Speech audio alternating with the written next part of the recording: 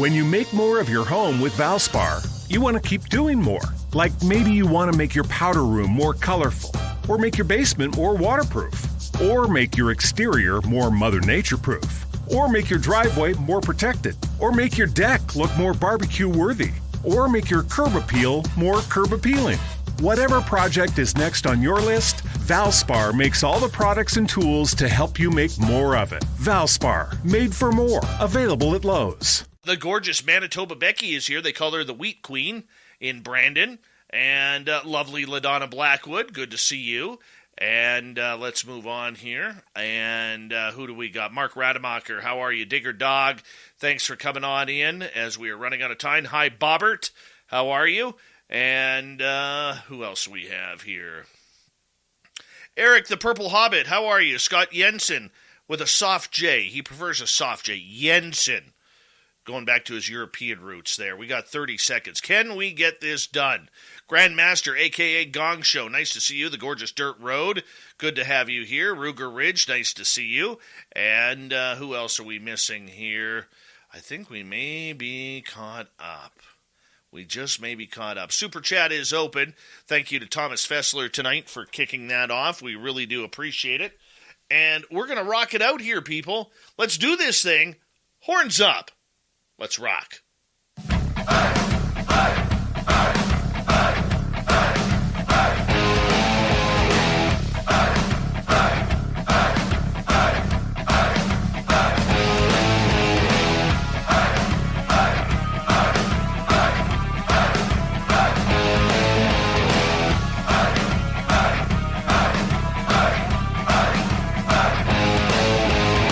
Mountains of central British Columbia to you listening around the world.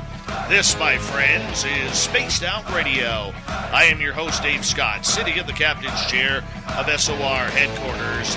We welcome you to tonight's show on our terrestrial affiliates around North America, digitally on Odyssey Radio, TalkStream Live, and KPNL. All of our archives are free.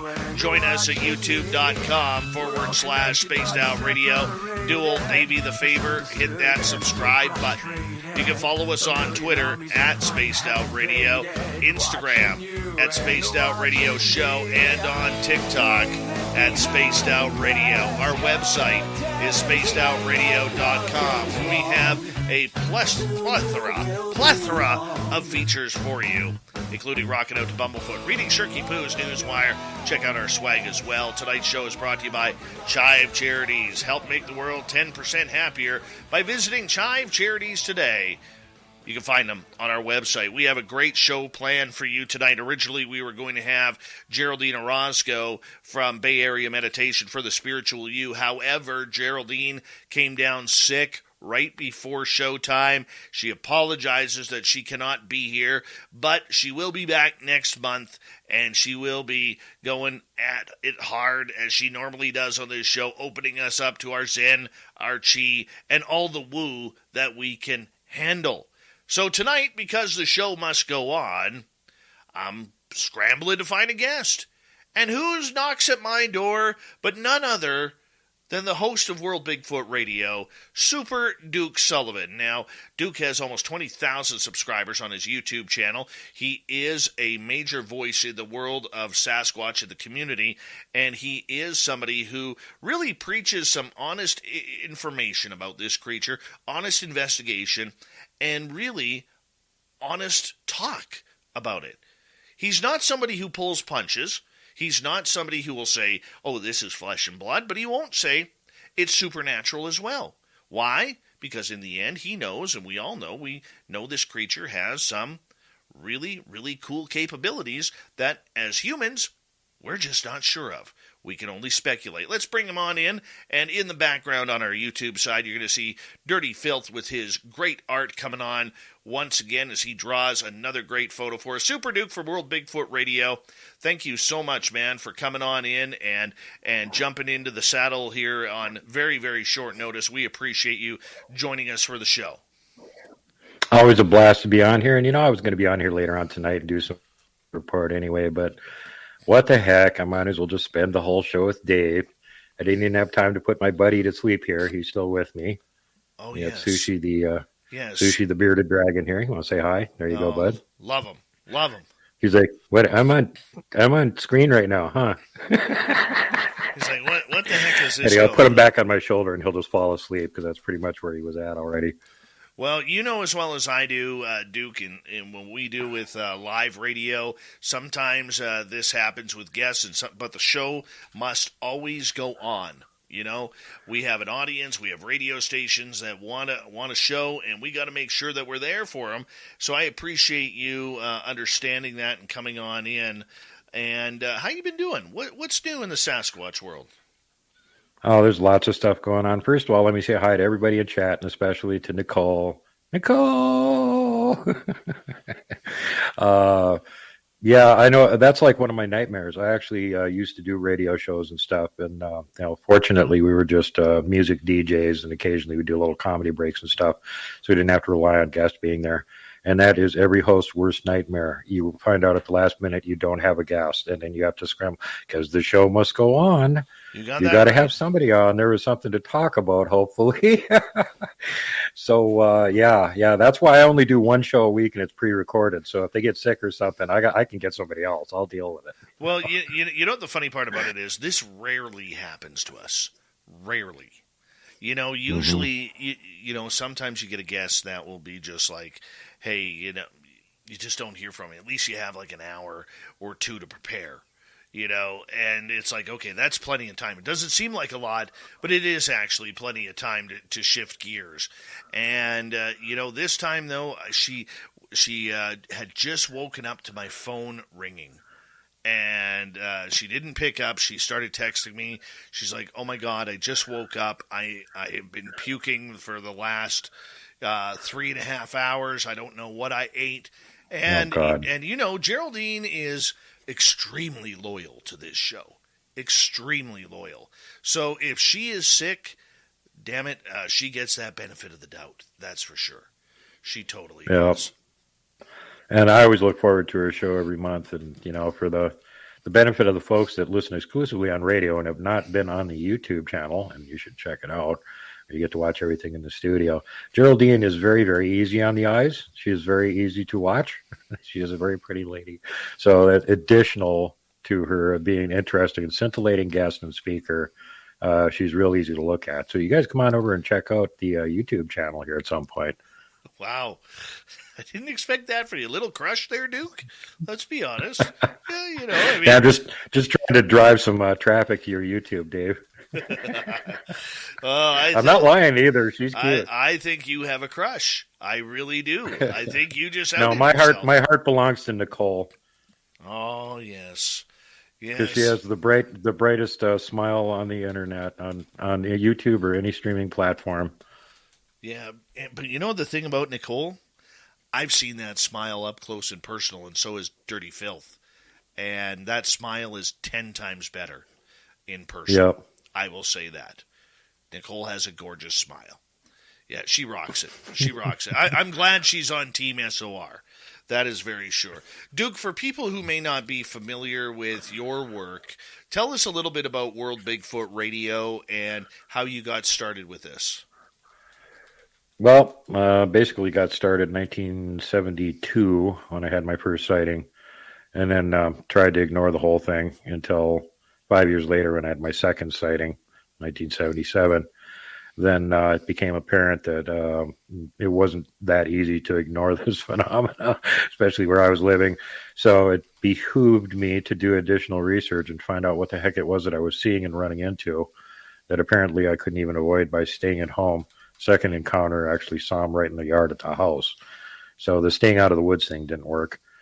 And so it's been ever since then that I've been trying to gather all the information that I possibly could on the subject and doing my own field research and traveling all over the country, going to different places when I can afford to, and not so much recently, but I've been in Minnesota, Wisconsin, Florida, Texas, Wyoming, Montana, Georgia, a bunch of states in between, brief stops to take a look around, but lived in and researched all the ones on the list I just listed except for Georgia. Now I've been out here in Montana for about 12 years, and there's so many Sasquatch out here. It's kind of like ridiculous for me to bother to go anywhere else. Why go to an area where there's less of them when I have more of them right here? When I first moved, I'm in Missoula, which is on the far western side of Montana. And when I first moved here, I was interested to see how many local sightings there were. So I started digging into the archives, and I put up a map of the Bitterroot Valley, Missoula, surrounding areas. And everywhere there was an encounter, put a red stick pin. And pretty soon, Missoula looked like the hub on a bicycle wheel with the red wheel going around it. And I went, well, apparently I'm in the right place, because there's been sightings in every direction from here since the 1970s. So it makes it extremely easy. I do a show once a week at least, sometimes do an additional short show too on my channel, which is YouTube and BitChute, Bright Eon, Odyssey, and Rumble. You can find World Bigfoot Radio on all those. And additionally, I was on TFR Live Radio for about a year doing a show over there, done lots of shows with other people. So I get around, and just recently went to Nebraska in April and got to co-headline a conference there with Ron Moorhead, who's just always amazing. Did a great presentation on the Sierra Sounds and talked about quantum Bigfoot and whatnot. And that one was a bit of a surprise for me, because I was expecting to go do a conference and not go Bigfooting and gather Bigfoot evidence, which is what ended up happening. The Nebraska Bigfoot Museum is this large building that's got essentially an extra house inside of it that isn't even being used. So the lady that owned it put a bunch of the guest speakers up there. And it was me and Robin McCrae and Christy Sci-Fi. And apparently that was too many Squatch magnets in one place at one time. So they showed up. And I got to see one from about 30 feet away. Robin got to see a couple of them. Christy got to see a couple of them. And the last morning that we were of the conference, I think it was Sunday morning, actually, it was after the conference, Christy was getting ready to leave and went out to her rental car, and they had left fingerprints on the windows. So we had to scramble and take copies off the window, pull the fingerprints off there, which are now on a glass plate in the Nebraska Bigfoot Museum. So if you stop by there, you can see what we found in the morning. Nice. But was not expecting, and this may be the first time ever that Bigfoot evidence was gathered at a Bigfoot museum. Perfect. Hey, it couldn't have happened at a better place. I gotta ask. Oh my God, Duke! I gotta ask you, when you find fingerprints on a window like that, I mean, obviously that is extremely rare that something like that happens. But I'm curious regarding, the fact that it did happen. I mean, how does all of a sudden, you got a house full of Sasquatch researchers, and all of a sudden Sasquatch comes up and puts fingerprints on the window of a car? I mean, to some people, that would seem a little bit too coincidental. Oh, it seems really coincidental to me too, except for the fact that the old Bigfoot Museum over there has notoriously had Bigfoot activity right at it. Apparently, Harriet, the person that owns it, is another one that they like. So they come and check up on her every so often. And then you had Robin McCrae there, and she's mind speaking to him over there. And I don't know. I mean, just the whole idea of them being in Nebraska, first of all, is bizarre, because Nebraska's flat, doesn't have a whole lot of trees, mostly cornfields. And that's where the museum is, outside of town. There's a stand of trees around it. But beyond that, it's pretty much surrounded by cornfields. So, how are they getting here? Where are they coming from? Well, there's the paranormal thing again. But as Rich Soul, who was just on my show last weekend, pointed out, there's massive karst systems all over Nebraska. And those are natural groundwater created caves, huge caves connected all over the state. And they do have plenty of Bigfoot sightings there too. Res Squatching in the southeast corner of the state with Barry Webster and his team. They got, there's Bigfoot living right there on the reservation. And you can go out and do research on them pretty regularly, and do. So it was mind-blowing in one regard, but in other, respects, it kind of made sense. And I think the deciding factor really is that they do actually make connections with people that they like. And of course, they like Robin, and she's busy mind speaking to them while she's there. And so even more of them showed up. And I was sitting outside with Christy having a cigarette at about midnight, and it's windy as heck. It's like 40, 50 mile an hour wind, so you couldn't hear nothing. And she's seen two of them in the backyard moving. She could see their eye shine from where she was at. I was facing the opposite direction. So she just started talking to them, and apparently they said a couple things back to her that she could hear. I couldn't pick it up. And then went back inside, and later on that night I came out by myself about 2 o'clock to have a cigarette, turned and looked back in their backyard, and they got a huge like Bigfoot peace garden back there that's got all kinds of interpretive stuff and woods. And we go back about 20, 30 feet, and then the new concrete walkway that they've got in there goes in both directions. And right there was something standing there about 7 feet up in the air. I could see one of his eyes glinting as the light from the stars was catching it. And I'm like, okay, was not expecting to have a Bigfoot right there. And he tried to say something to me, but it was so noisy I couldn't hear what the hell he said. So I just said hello, finished my cigarette, and then said goodbye when I went back inside again. And when I got in, Robin goes, "Did you see that?" And I'm like, "See, what are you talking about?" Play all dumb. She goes, "When you went outside, I thought you were over on this side of the house. Were you on this side of the house?" And I'm like, "No." And she goes, "Because I saw huge legs go by the window heading over there toward the patio where you're smoking cigarettes." I'm like, "Well, yeah. Yeah, let me tell you what just happened." Apparently, he was standing right at the intersection of the walkways in the back there watching me, because you saw him walk over there when I went out to have my cigarette. That wasn't me. I didn't go up back into the garden at all. Wow. So, yes, there was lots of activity there. I was incredibly surprised. And finding fingerprints on windows is really rare. And the only reason we noticed it is because that car was parked with its butt toward the direction the wind was coming from. And when they were walking around touching the windows, leaving their greasy fingerprints on it, you couldn't immediately see it. Robin came out in the morning and took the car to go to Walmart and back. And when she got back with it is when she noticed them on there. And why didn't she notice them before? Well, before they didn't have any dirt on them because of the way the wind was blowing. But all the way to Walmart, about a half a mile, there's open field with wind blowing 40 miles an hour and blowing all this light dust on one side of the car. And then all the way back, same thing. So it's just like a detective that takes like talcum powder and puts it on a fingerprint to get the image, and then you lift it off with tape, except we got it done by free. For free by the wind, and the light dust that it was blowing on the car as it was going both directions. And they had left part of a handprint on both the rear windows on the right and left side. And if I remember right, I think they had one on the back window too. Holy cow. How big was this hand? You could see the whole hand. All you could see was the end of the fingers, like the last couple joints of them, and they were about twice as thick as a human's finger. So I'm guessing they were, again, some of the kids basically running around there. They're the ones that do stuff like that. And the adults are too smart generally. They have this is reported by all the researchers that they have this really kind of, they're greasy, I guess, basically is the way to say it. Whenever they touch something, they tend to leave this kind of greasy residue on it. And I've talked to people that do like winter survival and stuff like that. And some of them will actually cover themselves with Vaseline because it's an additional layer of protectant against the cold, and it keeps them more insulated. They don't freeze as easily. So it could be that that's one of the natural things that they developed from living in some of these colder climates where they got that greasy skin, and it helps insulate them. But it also leaves greasy fingerprints on things. And Rich Soul that I just had on last weekend, he has found greasy fingerprints on his vehicle when he was at the res doing res squatching. And I've had a couple of my other friends that have managed to have that happen too. So, they'll come over and examine a vehicle. William Lunsford, they came over and messed with his, like there was food in it, and they were considering if they were going to get into it and get the food or not. And when he was leaning down to look in the front window, I put his hand on the window and left fingerprints on there.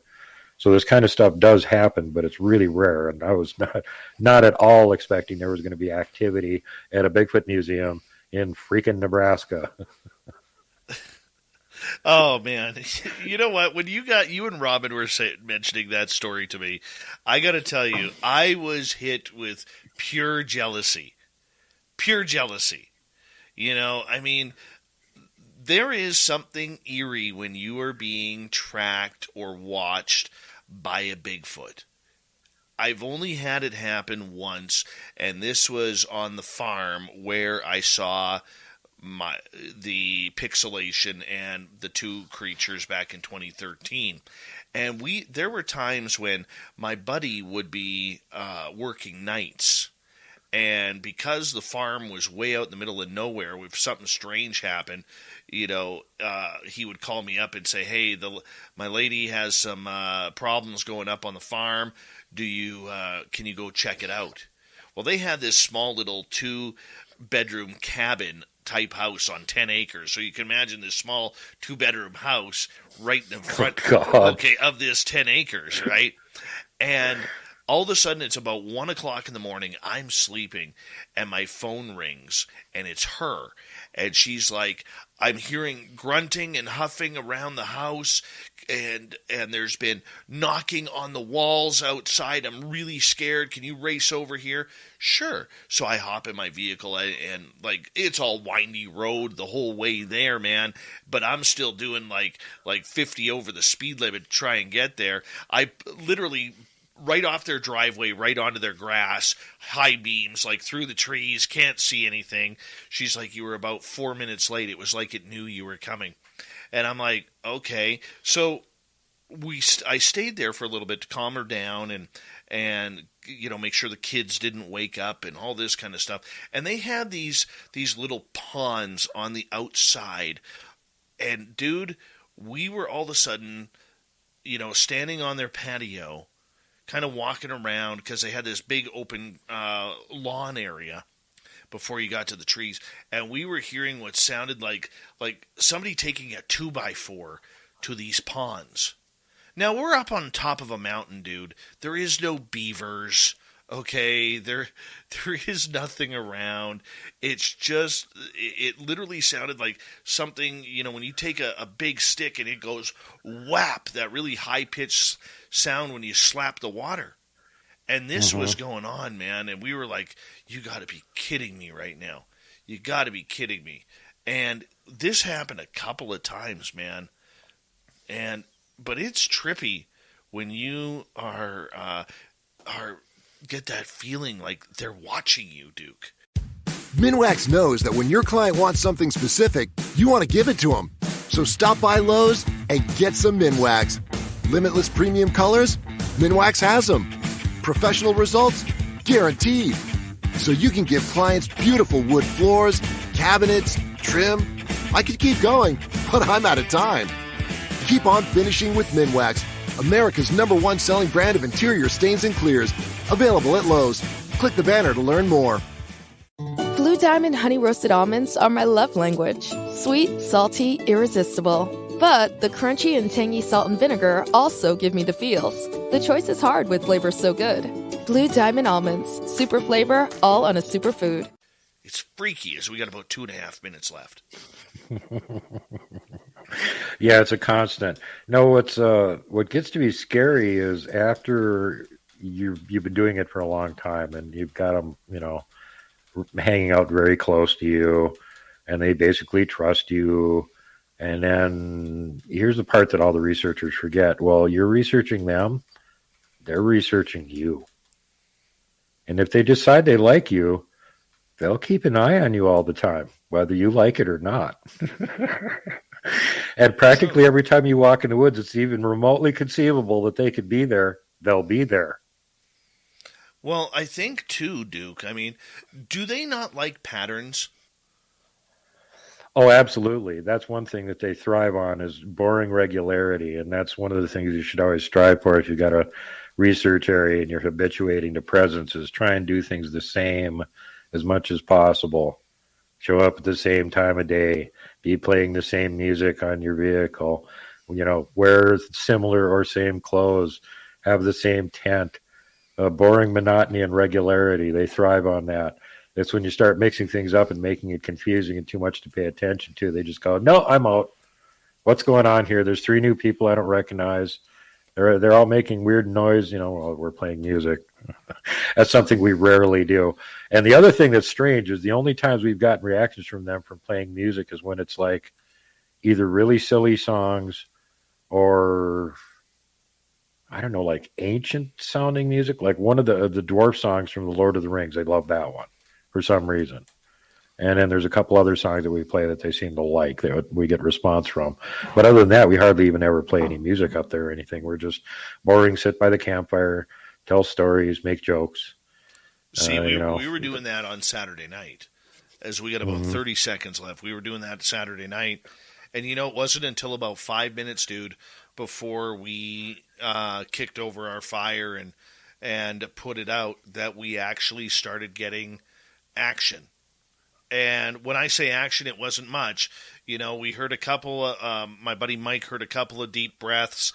We heard a couple of sticks snapping in the forest, but we didn't see any eye shine, no smell, no nothing. But it still made for a weird, awesome night. Super Duke Radio is here. Yep, Duke Sullivan from World Bigfoot Radio. Hanging out with us, talking Sasquatch all night long. We love it when Super Duke is here. He's got his bearded dragon sushi on his shoulder while we do this chat. We'll be back with more Spaced Out Radio right after this.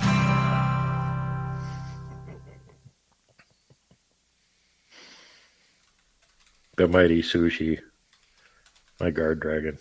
I love it. I'm gonna go put him to bed and grab a quick couple puffs off a cigarette, and I'll be back. All right, buddy. I got something for you when you come back. I think you're gonna find interesting. I gotta feed the cat some snacks. All right. There goes Dirty Filth as well. I'll just hang here, guys. I'll hold the fort down.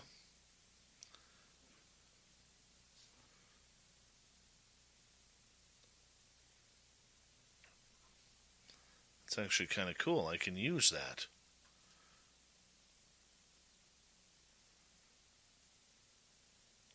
Now you don't know where I am. For all you know, I'm not here right now.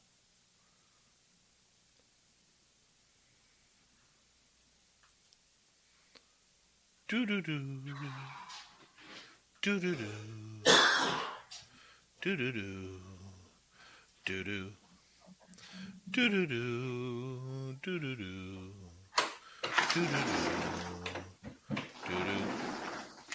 Do-do. Do-do-do-do-do.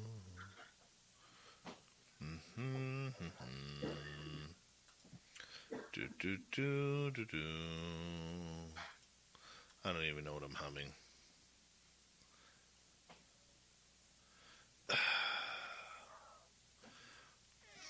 Fine. Oh, this silly thing. All right, let's go this way. Trying to change the picture for tonight's show on the YouTube channel, and I'm gonna do it the hard way. You dirty jerk. Edit. And let's change the picture. I don't want to copy the video link. How did I do this last time?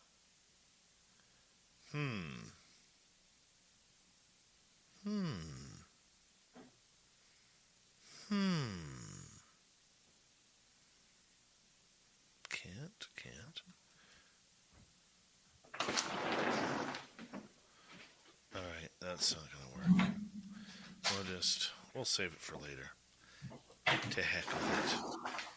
Restore Belief of the Soul. Welcome to Spaced Out Radio, otherwise known as Nikki.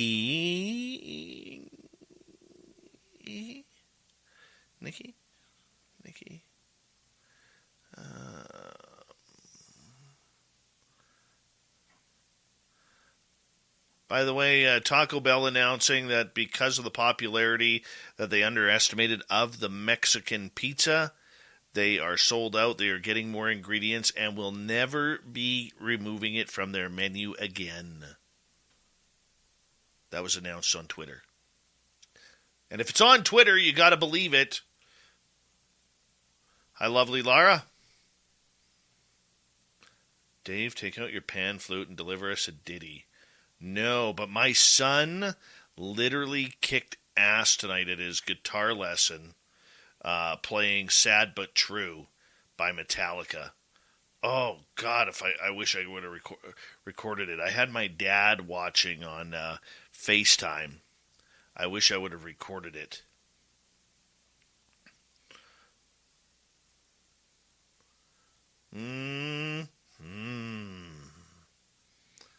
Raz put sardines on his pizza. Ew.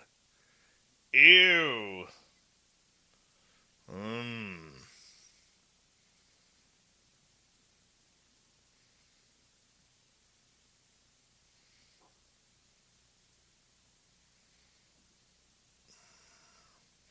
I am in full disgust of each and every one of you who has the ability to just go to Taco Bell on a whim. You have no idea the pain. Oh, Kelly Schultz is here. Hello, Dave Scott. Brief check-in. We're trying, Zen 1. We're trying. Hey, Dirty Filth. Zen 1 wants Travis Taylor from Skinwalker Ranch. You got some pull around there. Go get it, buddy. Want to say a big thank you to Bigfoot Rob, Jan, the gorgeous Jan, Cat Chaser, and Thomas for the great super chats. It's a wonderful way to support what we do on this show on a nightly basis. And a big thank you to Super Duke from World Bigfoot Radio for filling in for the ailing Geraldine Orozco tonight. Duke is going to bring our Zen and our Chi tonight. I count on it. And we're going to get going here in 3 seconds.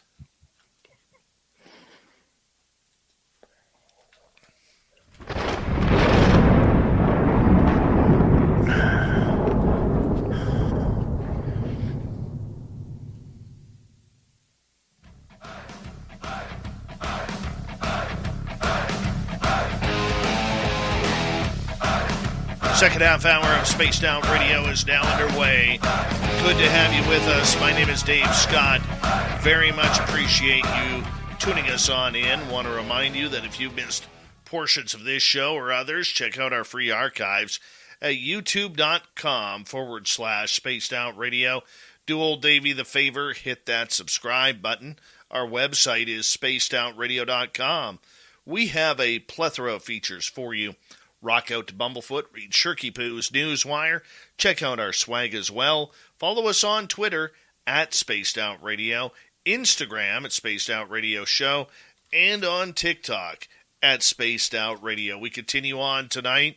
Normally we have Geraldine Orozco on for the Spiritual You.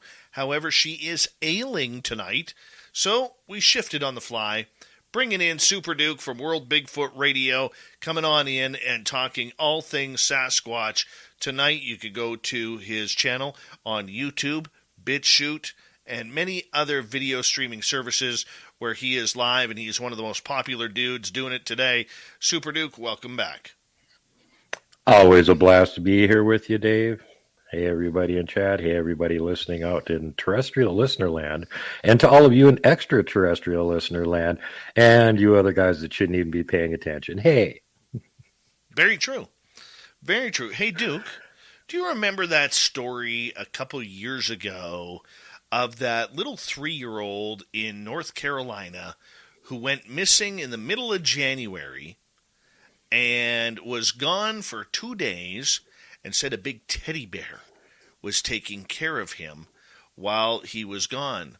And he was found in a briar patch with no scratches, no nothing, no hypothermia, nothing wrong with him. Do you remember that story? Yep. Well, I don't know if you heard this one, and I wanted to talk to you about it, because this happened right in your back door of Montana. So, rescuers found, I'm going to read the story from NBC News.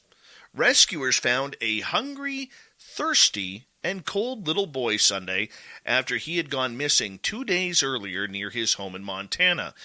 Riker Webb, 4 years old, though was in otherwise good shape after his harrowing adventure in northwest Montana. The boy was reported missing Friday afternoon near mile marker 18 of State Highway 56, south of Troy and east of Bull Lake, according to the Lincoln County Sheriff's Office. The Sheriff's Office said search efforts using helicopters and drones were hampered over the weekend by very poor weather conditions, which consisted of rain, low visibility, and a low ceiling. But Riker was found Sunday afternoon near Pine Ridge Road and South Fork Bull River Road in Sanders County, about 2.5 miles from where he went missing, a sheriff's dispatcher said. The little boy was in good spirits, apparently healthy, although hungry, thirsty, and cold. The temperature fell to the low 40s in Missoula on Saturday, with a quarter-inch of rain hitting the ground. He was taken to Cabinet Peaks Medical Center for evaluation. Now, to me, this story, and I'm not trying to, put 2 and 2 together to make 4 here, but this story sounds eerily familiar, except without the big teddy bear kept me warm. Yeah. The thing that occurs to me immediately is, how did this kid go missing in the location that they mentioned? Because that's like the middle of nowhere. How was he there and somehow wander away from his parents? That's red flag number one. The conditions over the weekend were horrible. We had a nice hailstorm here yesterday with hail the size of marbles. So, if you're a kid out in the woods, and that's further north and west of where I am, conditions are likely equally bad or worse where he was at. So that would be pretty rough temperature-wise. It's amazing the kid didn't get hypothermia. Again, we don't know how well dressed he was. We don't know what kind of clothing he had on. We haven't heard anything from the kid as to where he was, what happened. 2 days just wandering around out in the bush, though. There's a good chance some kind of predator or something would have found him.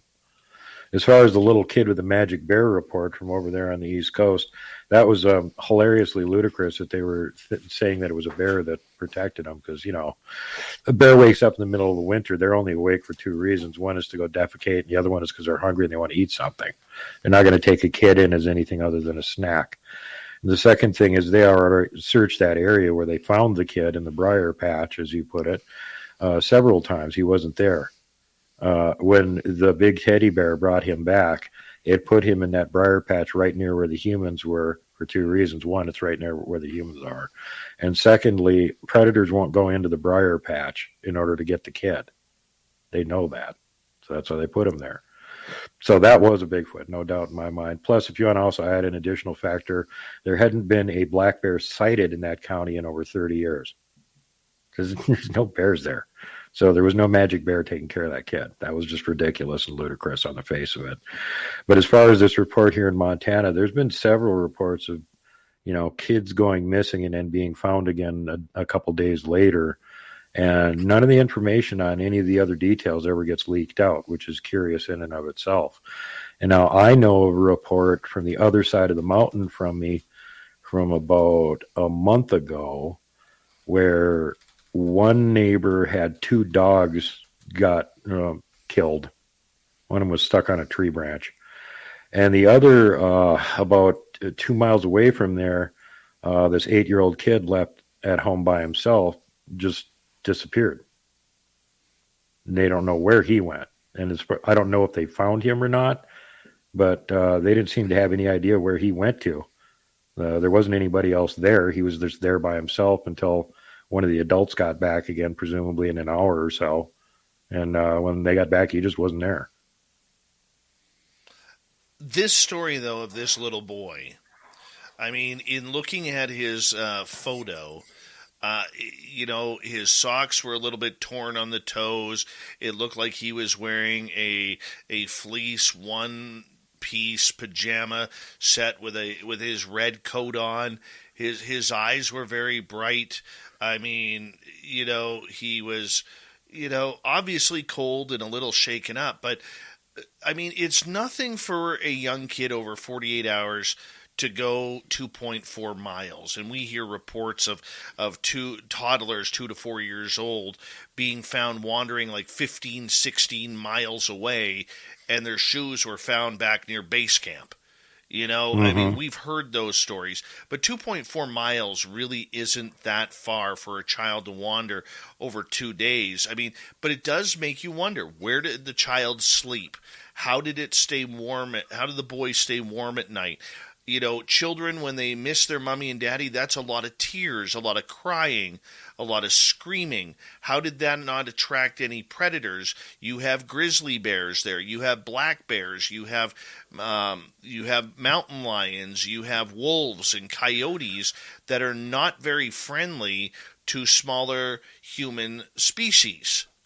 Okay. And wolverines, too. They'll take down a polar bear. Absolutely.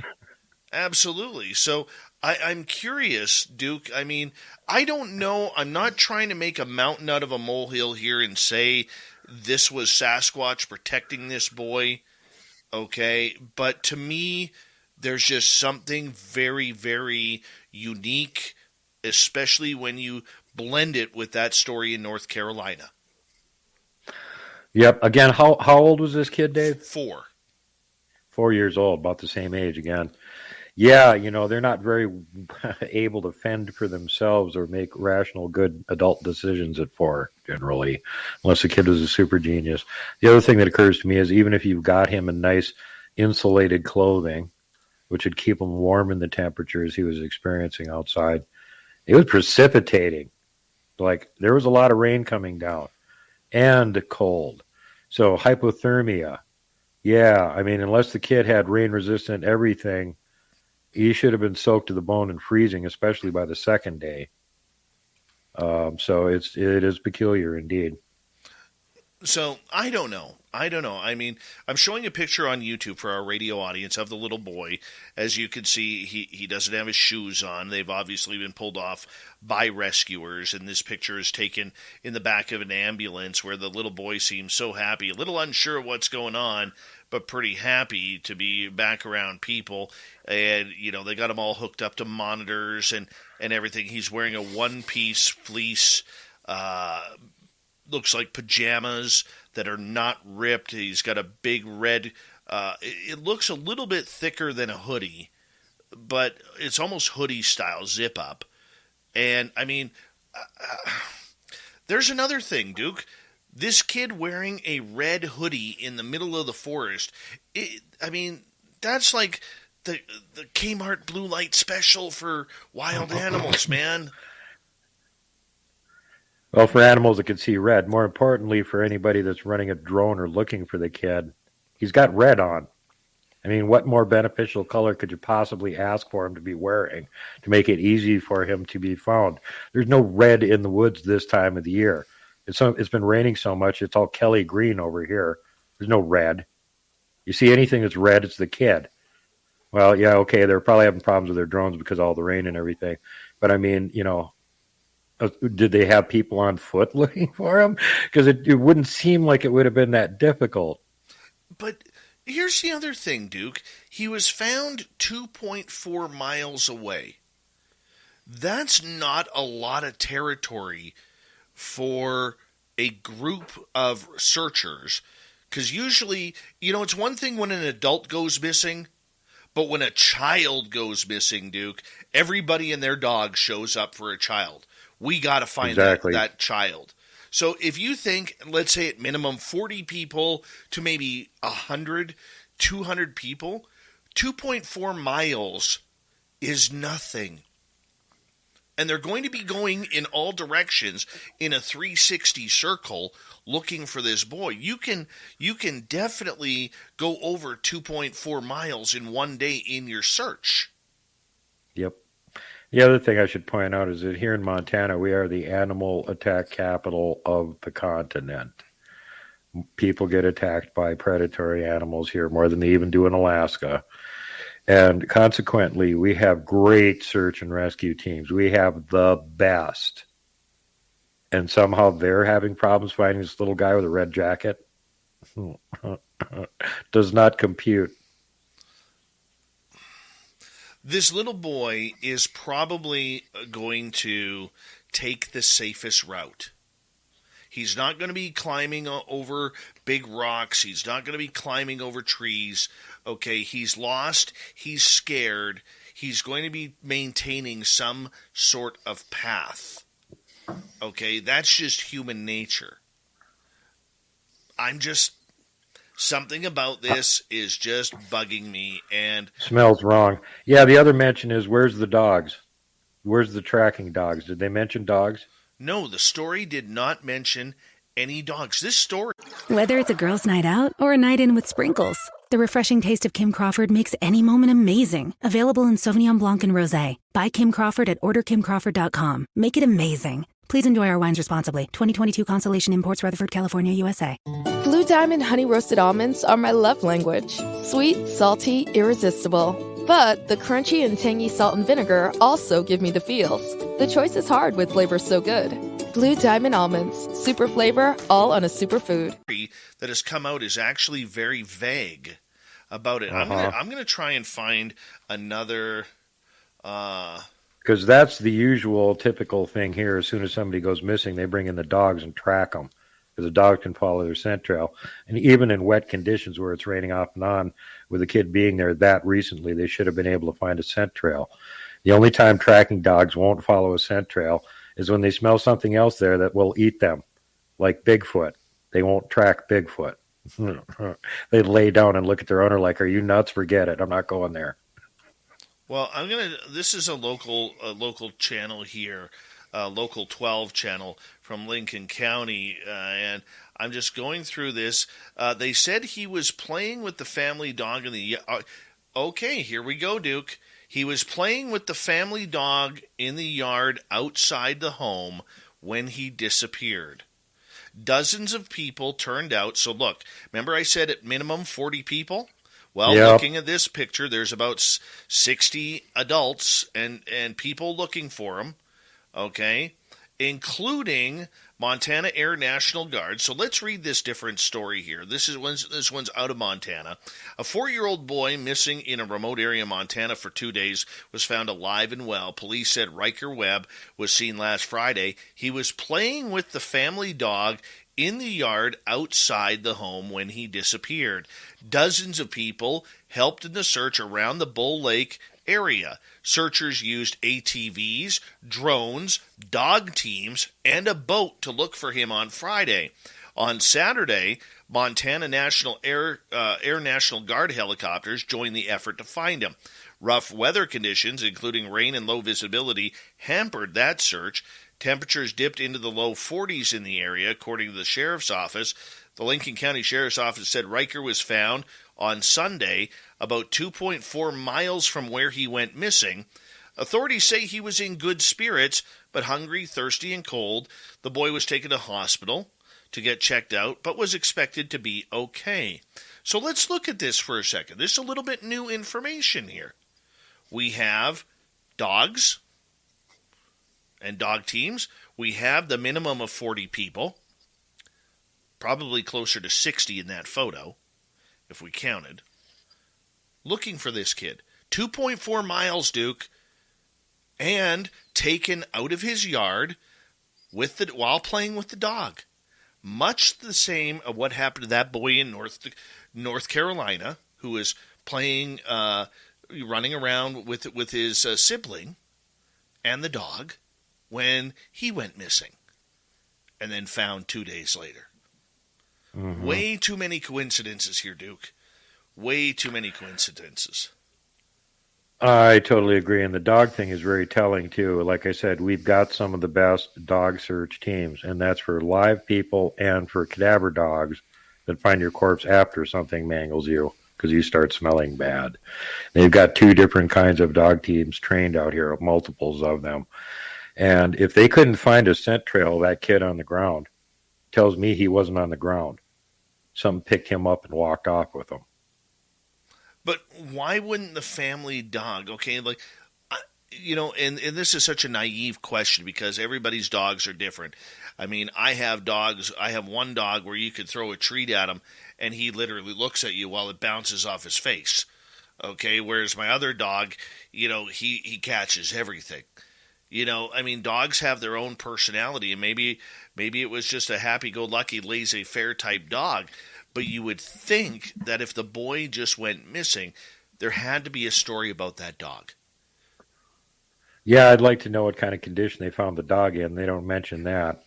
And the almost universal reaction from dogs to Sasquatch is they're absolutely terrified of them. Tracking dogs won't track them. Regular dogs want to hide from them. There's some rare situations where they're hanging around somebody's house for years and years, and there's a dog there for years and years, and they get to the point where they actually like the dog, and people have seen them actually pet dogs and stuff. But their usual response to dogs is they don't like them, and all they have to do is growl at one or something, and it's going to back off and run away and try and hide. So I can see him easily getting the kid away from the dog, no matter how loyal it was. They'll run away from their masters. If they're Sasquatch, their dog's running the other direction faster than you. So that doesn't surprise me. It would be interesting to know what kind of condition the dog was in if it was showing any unusual behavior after the little kid disappeared. Well, there's a lot of unanswered questions. I would love for someone in the Sasquatch community to come in and really take a look at this story, because I think there's more here, Duke. I am fully convinced, and thank you in our chat room in the studio who actually counted the amount of people in that search photo at 72 people. At 72 people. There you go. So, 72 people can cover 2.4 miles of trails. That boy from at least half a mile out would have been hearing them call for him. Mm-hmm. Yep, and if you disappeared off the yard, they don't have to go very far to start. They start right where you disappeared, and they start working their way outward. And as they're going, they're yelling, and the kid can probably hear them if they're within a quarter mile of them or a couple hundred yards at the very furthest. They're adults, they're yelling. How loud is it? And there wasn't that much wind going on to cover up their sound. It was just a lot of rain. I guess that could cover it up. But, again, typical search patterns and the amount of people that they had there to take a look around, plus the dogs. That's the thing. When at whatever point the kid left the yard, the dog should have been able to pick up his scent and just follow him. The last time we had a report like that here was George Alex Bauman, who disappeared from Ambrose Creek Saddle when he was up there making firewood. And somebody went up there and found his abandoned truck and all of his equipment and everything just sitting there. And he was gone. So they brought in helicopters, search dog teams, all kinds of search and rescue teams. They spent 2 weeks looking for this guy, and they could not find him. Then about 2 weeks later, one of the local law enforcement, in their day off, went there with cadaver dogs to take a look around the area, and they found his remains about 2 miles away from his abandoned truck, ripped to pieces, spread over about 40 feet on a steeply wooded hillside. Right. So the question then is, what picked him up and walked away from the truck with this 200-plus pound adult male with no signs of a struggle, didn't steal anything, there wasn't one drop of blood on the ground, and there was no scent for the dogs to trail, at least none that they'd follow? I don't know. Digger Dog brings up a good comment here. Dave, realize little ones don't walk in straight lines in the forest. Oh, as a parent, I fully understand that, and I can appreciate that. But I've watched my son, and I've watched a lot of other kids that will run rambunctious wherever they want to go. But I think when you add in fear of being alone, I think, and maybe I'm wrong, and please correct me if I'm wrong, and I could be 100% wrong here, okay? I think, though, that the child being lost in the forest, can't find mommy and daddy or the puppy or the family dog or whatever, I think that child is going to stay on a trail that is big enough for it to go. Because if it goes sauntering off, there's a better chance that child is going to be attacked, too. Well, I don't know. You have to guess at how smart this kid is, basically. How much does he know? And 4-year-olds, there can be some pretty smart ones out there. But in general, the kid is small. So there's areas he's not going to be able to walk into just because he's not big enough to get into them. Yes. Going up really steep hills, going through swamps, things like that. But, sorry for cutting you off, but I want to add this, though. I live in an area where we are very, very aware of wild animals. My son, since the minute we moved up here, he knew that there was, he couldn't go out of mom and dad's sight. because of bears, because of mountain lions that come right through our yard. Mm-hmm. And, I would assume that this boy, if he lives in a rural area, would have been taught being bear aware because, let's face it, when you live in an area that has wild game running through your own property, and it could be something as deer or fox or coyotes or something bigger, you're going to teach your children to be very aware of the animals that are around. Mm-hmm. And like I look at the parents around my area, okay, where at least once, twice a year, the school gets locked down because there's mountain lions seen nearby. Okay, this is where I live, man. I'm going to assume in this type of area, we're doing the same thing. Absolutely, and it's much the same here, even in Missoula. I don't know if I ever brought this up, but there was a bit of a row while the university borders right onto the edge of Mount Sentinel, and there's deer wandering around the university, grazing on the grass all the time. And at one point, a mountain lion decided one of the deer was an easy target, and as kids are walking from building to building between classes, there's a mountain lion annihilating a deer, and then dragging it across the crowds and over a fence and up the mountain. So that kind of stuff happens. But where this little kid was at, that's grizzly land up there. There's 1,000-pound grizzlies. Hold that thought, Super Duke. From World Bigfoot Radio, Duke Sullivan here filling in for the ailing Geraldine Orozco tonight. He's finding our Zen and Chi of the forest while talking Sasquatch with us. We got Super Duke for a little while longer because we got him for the next hour. We'll take your questions, and then he'll be here for hour 3 for the Cryptid Report. It's all Dukey radio tonight. All Duked out radio. Duked out radio. Michael Fontaine, how you doing? I'm just going to step away for a minute, guys. I'm going to put the cartoon up for Dirty Filth so that way people can see what he's doing, and I'll be right back.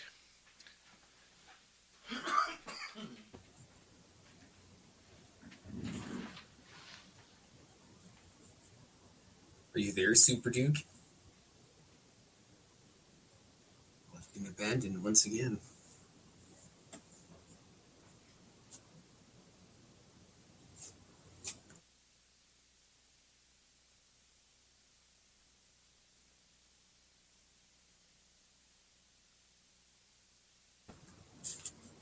Well, I guess I got a couple minutes here to fill up, so basically I'm drawing Dave's first black triangle encounter.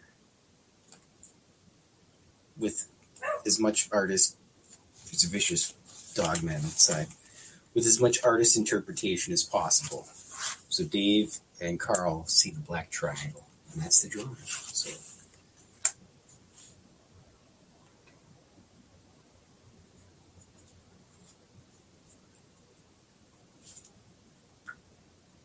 that would be a good time for everybody to go for your washroom breaks and refill your glasses of Earl Grey hot.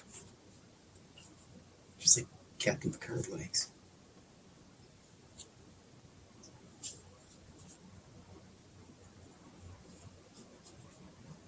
Oh boy. So I'm just filling in the last little bit of the grass here, and then once that's all done, I'll do the trees. And then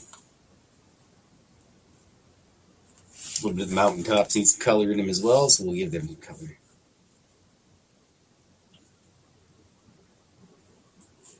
Probably 20 minutes to ink the entire thing. That's my favorite part, except for the writing. Just lettering.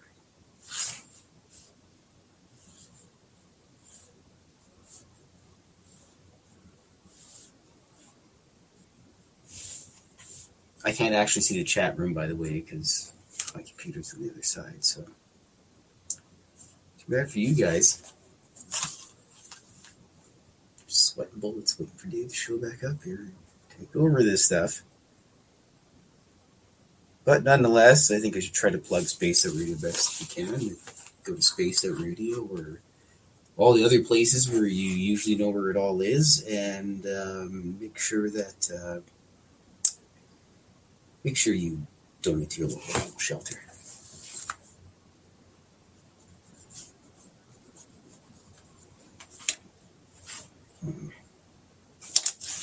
Not quite satisfied with it, but it'll be good for now.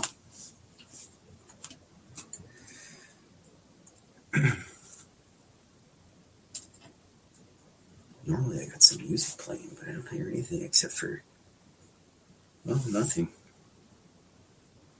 All right, this is the top of the mountains.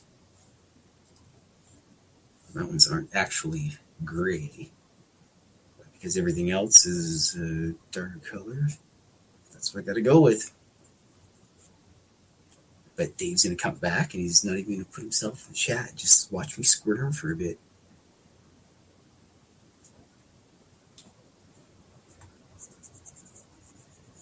Okay. And this outline around this stuff, cut this out, stick it in a fancy frame, and send it to people. They buy them for $9 million a shot, cash. But yes. Anyways, that's all done. We'll go to the trees. I think Dave's taking extra long. That's all right. Okay, for coloring the trees a little bit. Darker trees, these are coniferous. Way up in the north, a million miles above dirty filth, I live in the flatlands.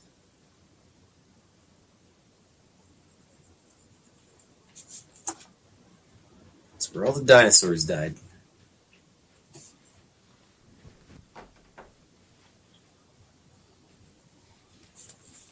Do the trees, and once the trees are done with a little light coloring, that's the last one. Looking bush. good. Looking good, dirty filth. Yeah, I'm coloring in the bush, Dave. The more bush, the better. Right on. Hi, let's go, me roving Ian. How are you? Welcome to SOR chat. And a little hiccup. I can't actually see the chat room, by the way. I can. I mentioned that to everybody. I can't because my computer's behind me. Hey, Filth, guess what? Chicken butt. Rich Hilke is in the chat room. Rich Hilke. Rich Hilke? Yeah. What's he doing? I don't know. He's just here. Is he wearing his favorite shirt tonight or what? I think Rich Hilke is wearing his favorite shirt tonight. Jazzy Small has just arrived.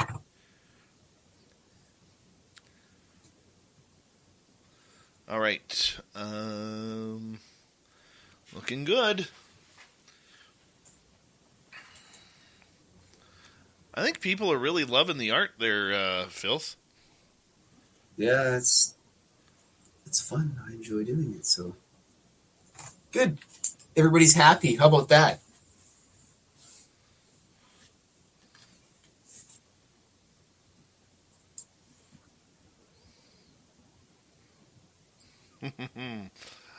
All right. Big thank you to the super chatters tonight. We are going to get going here momentarily. Hold on. I'm going back to mute, Dave, so I can swear at leisure. You're listening to Spaced Out Radio with Dave Scott. Follow Dave on Twitter at Spaced Out Radio and on Facebook, Spaced Out Radio Show. Hour number 2 of Spaced Out Radio is now underway. My name is Dave Scott. Thank you so much for taking the time to join us. We very much appreciate earning your listening ears wherever you are on this beautiful planet we call Earth. Hello to everyone listening in on our terrestrial affiliates around North America and digitally on Odyssey Radio, TalkStream Live, and KPNL. All of our archives are free. Join us at youtube.com/Spaced Out Radio. Do old Davey the favor, hit that subscribe button. The Desert Clam has set the password for tonight in the SOR Space Travelers Club. Renarian. Renarian is your password. Use it wisely, space travelers, as the Clam sets the password each and every night right here on Spaced Out Radio. Our website is spacedoutradio.com. We have a plethora of features for you. Rock out to Bumblefoot, read Shirky Poo's Newswire, check out our swag as well. Follow us on Twitter at Spaced Out Radio, Instagram at Spaced Out Radio Show, and on TikTok at Spaced Out Radio. We continue on tonight with World Bigfoot Radio's Duke Sullivan. He comes in, reads our cryptid reports, but we got him tonight filling in for an ailing Geraldine Orozco who could not make it for her monthly edition of The Spiritual You. So, Duke, we welcome you back now, my man. Thank you for joining us. We'll get you on. Glad to be here. There you go. Thought you were going to unmute there. I really did. Right before the break, the last half hour, and I don't want to spend too much time on this, but we were talking about a 4-year-old boy in Montana this past weekend who went missing on a Friday, was found 2.4 miles from his home on Sunday. There were over 70 search and rescue looking for him, along with on Sunday the Air National Guard from Montana, who brought in helicopters who were unfortunately grounded due to weather conditions.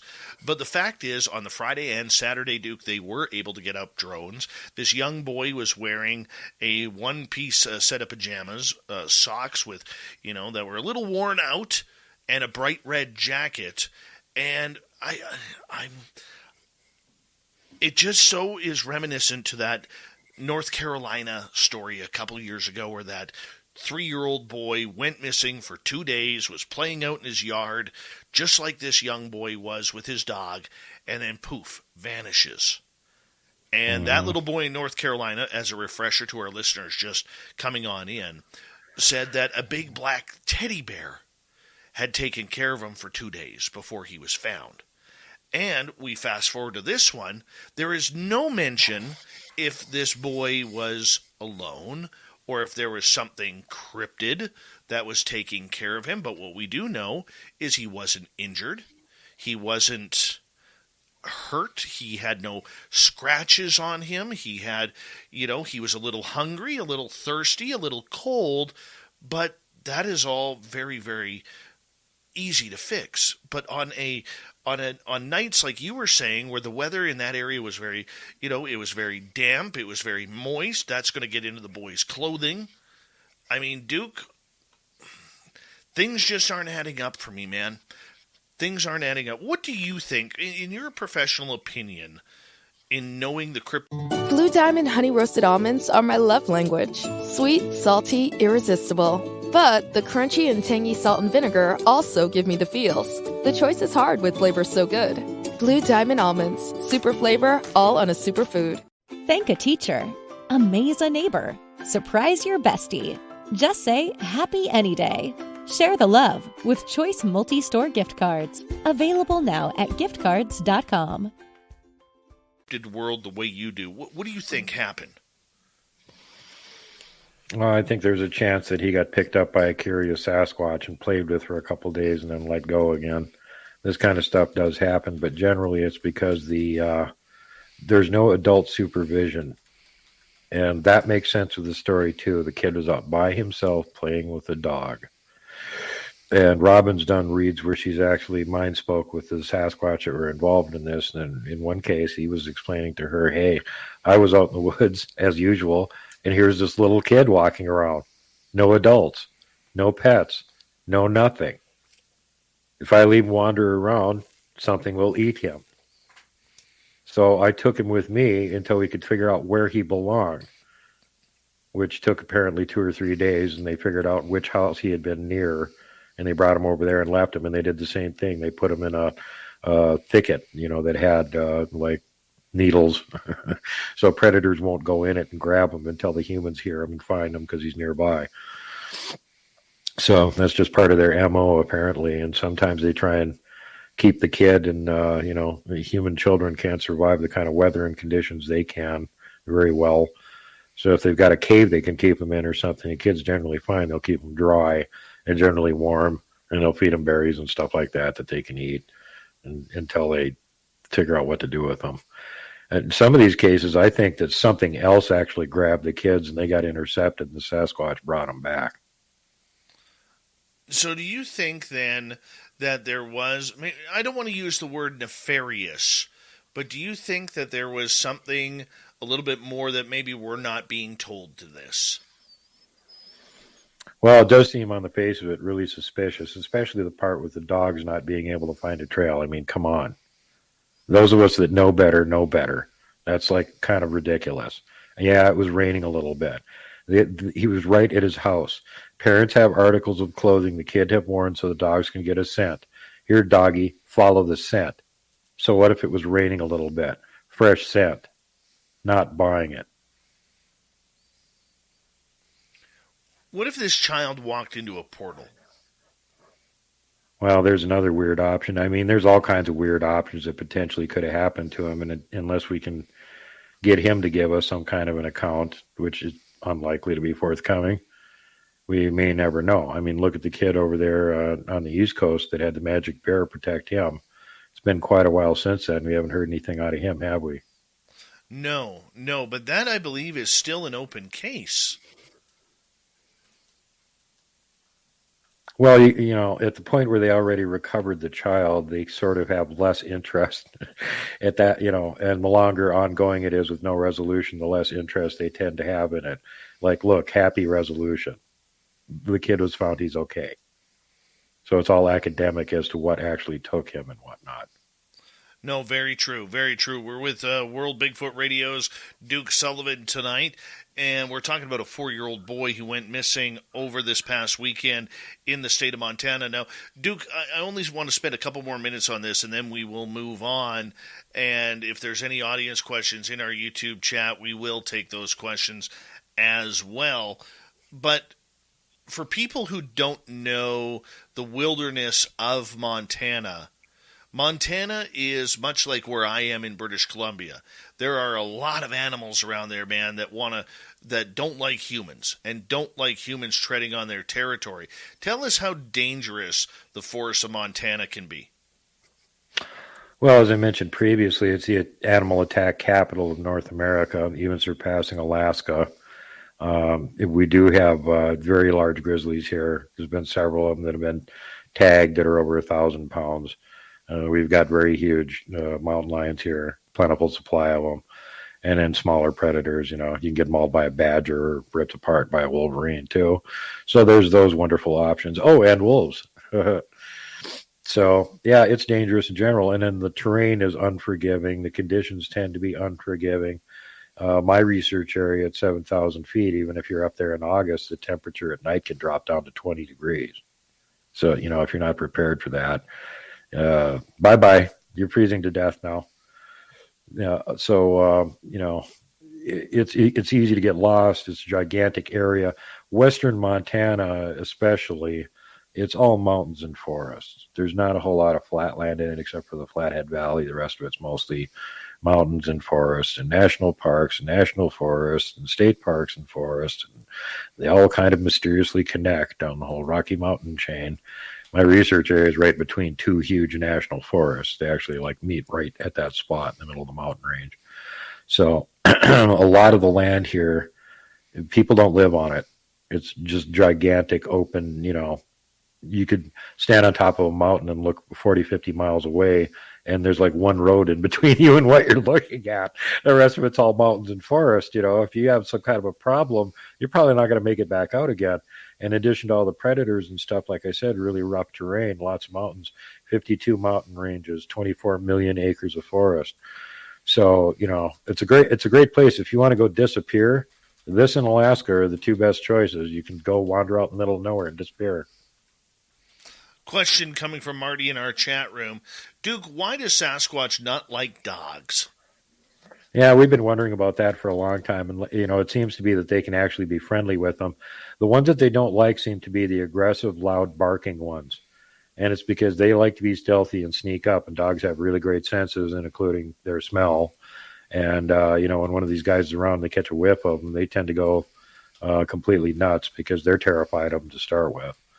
And then the Sasquatch don't like them because that's our burglar alarm system going way back to the olden days. That was what we had around the camp to let us know something was prowling around. So it blows their cover and gives their position away. They don't much care for that. And then the aggressive dogs will run into the woods and try and bite them and stuff like that. So those are the ones that end up getting swatted and killed, basically. Okay, so I can understand that. I mean, let's face it, Sasquatch can very much be like that old crazy man in your subdivision who's yelling, "Get off my lawn!" You know, they could totally be like that, and dogs would be like, "Hey, what are you? What are you? What are you? What are you? What are you? What are you? What are you?" You know what I'm saying? I don't think that's what the dogs are doing, though. They instinctively know what this thing is, and they catch a smell of it, they freak out. And they usually want to go hide under the house or in the house or under between your legs. If you're out there, they'll cower between your legs like you're going to do anything to save them. Some of them will just flat out abandon you and run away back toward the vehicle or the house as fast as they can. Thanks, man's best friend. No, their dogs are flat out terrified of Sasquatch. They know what they are, and there's a reason they're terrified. It's instinctive. And I can honestly say that, you look, you know, when I know there's an old trapper around here. He used to live about, you know, probably 15 miles from where I am right now, and he had 2 big Rottweilers on his property, and something screamed on the edges of the trees of the mountain he lived nearby, and he had told my friend Mike that my dogs have been in encounters with grizzly bears, black bears, moose, even Sasquatch. He goes, but whatever screamed at them in our yard, right in the trees, he goes, my dogs urinated all over the patio and literally crapped themselves all over the patio. And my 2, and these were big Rottweilers, like the 120-pound Rottweilers, big dogs. And they were cowering, would not go down on the grass whatsoever. You don't know how many times I've heard that. It doesn't matter how big and tough and bad the dog is. And right? He took on a polar bear. You know, Bigfoot shows up, they wet themselves and try and hide under the house. And that's just the way it is, man. And it's more peculiar to me when you actually get the sightings where they get along with them, which does actually happen. Caveman, you know, I just talked about him a few weeks ago where he sighted that one walking down that lonely dirt road in the middle of nowhere as he was driving home and didn't even bother to get up the road as he went by. And I'll get back to him again in a second because he just sent me a picture during the show, and I sent it to you, Dave. It's already on your phone, of a recurring thing that happens every so often during the summer when he has his window open because it's too hot down there in New Mexico. And he puts a fan in one side of it, and then they walk by and they look at him through the window. Well, he got a picture of one again. He's had previous ones where he's got him doing that before. So here's the latest one from tonight. Well, I mean, it's weird. See, this is what I'm saying. This is constant, man. Like during the show, literally, he sent me this picture. Hey, this just happened. They're walking by the window, peeking in again. And I'm like, yeah. Yep, it's active time of the year. And we were talking about that earlier. I was mentioning that it is busy right now, and all the people I knew that know that do field research are all reporting the same thing right now. There's lots of activity going on. Stephen Hill's gotten a few good pictures recently. So is William Lunsford, the guys down in the Folk, Arkansas, and Sulphur River area down there near Texarkana and into Arkansas and that whole area, Oklahoma. Lots of activity down there. And hearing it in other parts of the country, too. Got a question coming from Tony over in the UK. Says, good evening, Duke. Could you tell us about the new DNA information that recently came out on your channel?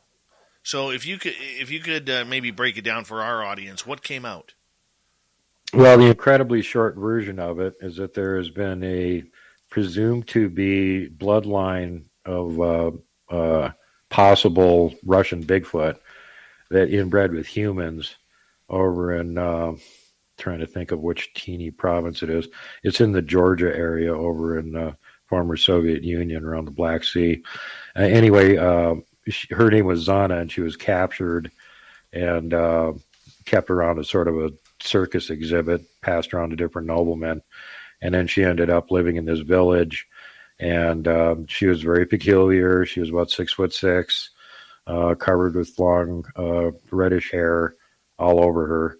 Wouldn't wear clothes. If they tried to put a dress on her, she'd rip it off and throw throw it away. She would wallow in the mud pits with the water buffaloes. Tell me a human that can do that, wild water buffaloes. Swim across the local river there, even during the winter when it had ice flows in it. She could outrun a horse, and she was said to be able to pick up a 170-pound bag in one hand and carry it off like it was a purse. There are other peculiarities about her, too, including her grayish-black skin. And what humans do you know are gray? Well, Sasquatch, a lot of them are. So they found out that she had descendants that were still living in the village. Amongst them was the older man named Kavit. And the people in the village knew where he was buried. And so they dug his skull up and they examined it. And he had a very unusual skull, very robust looking. Reports of him from when he was around was that he could actually pick up an oak table with his teeth and stand up with it. So you got to have one hell of a jaw and robust skull and everything else to be able to do that. He was very large and very strong too.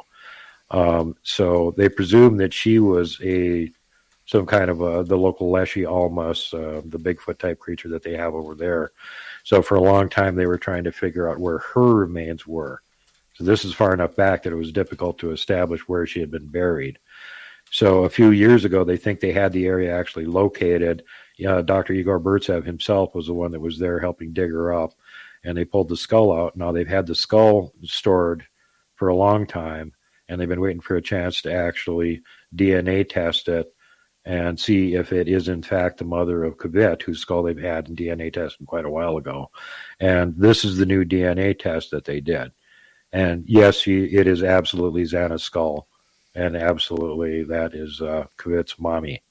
So now the next step of DNA testing that they have to do is test for MUC7E gene and a couple of other markers that they want to look for to see if she is in fact from the sub-Saharan African gene group that they presume she is, or if she's something completely different.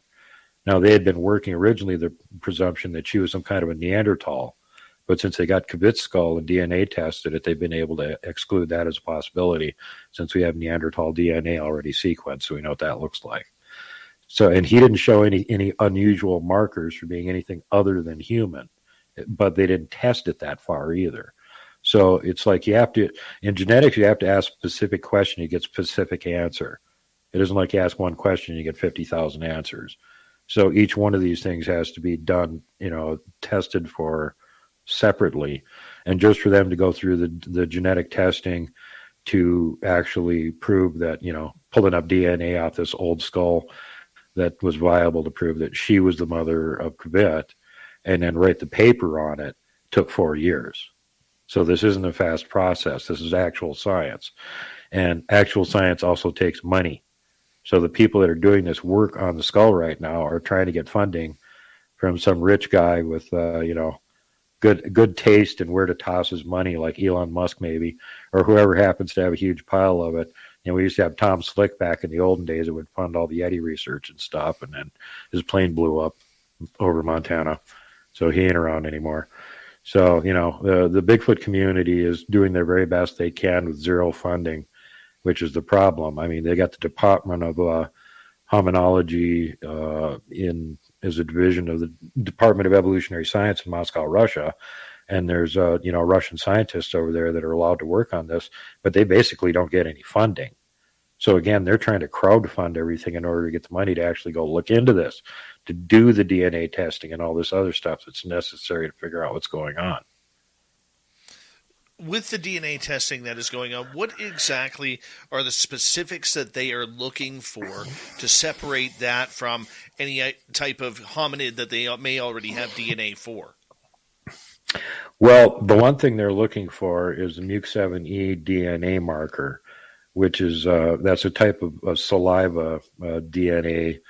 It's called a ghost DNA right now because it's been they've gotten it in sub-Saharan African populations only, and it's from some archaic ancestor of ours that's so archaic that it's more further separated from us than Denisovans or Neanderthal by a wide margin.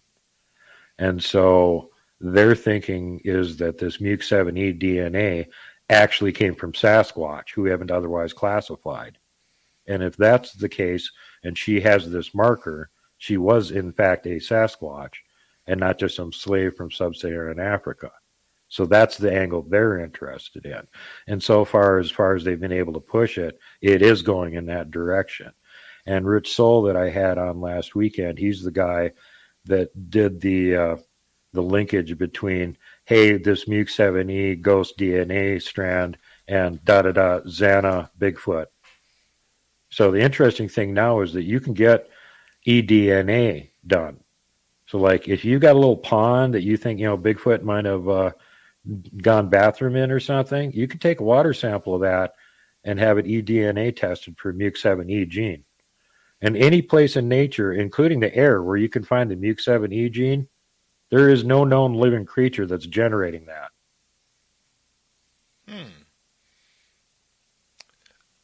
So if we don't have any known creature, would that be considered something of earthly descent or something a little bit more supernatural?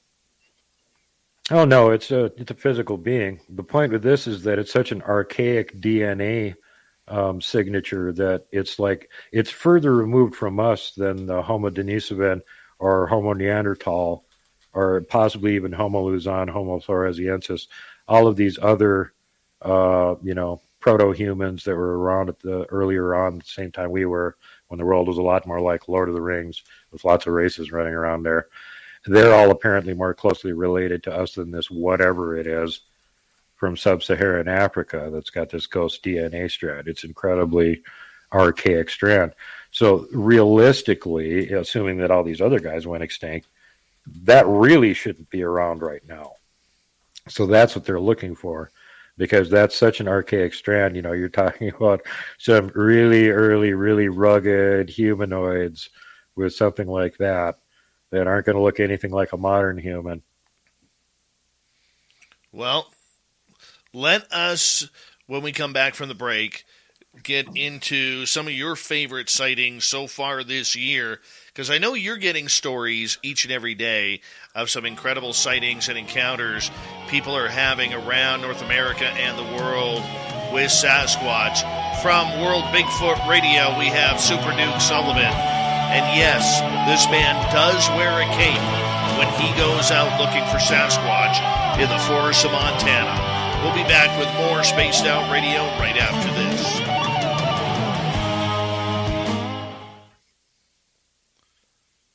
That was a quick half hour, man. Yeah, show that picture that I sent to you to the studio at some point here. They're going to enjoy that. You can see his eyes looking through the window.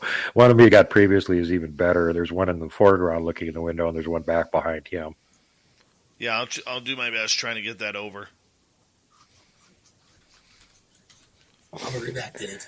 Casual, they do keep adults alive. They kidnap women and men over in Eastern Europe. Apparently, they were more prone to have female Bigfoot kidnapping human males. And here in North America, it's just the opposite. It's the Bigfoot capturing and abducting human females.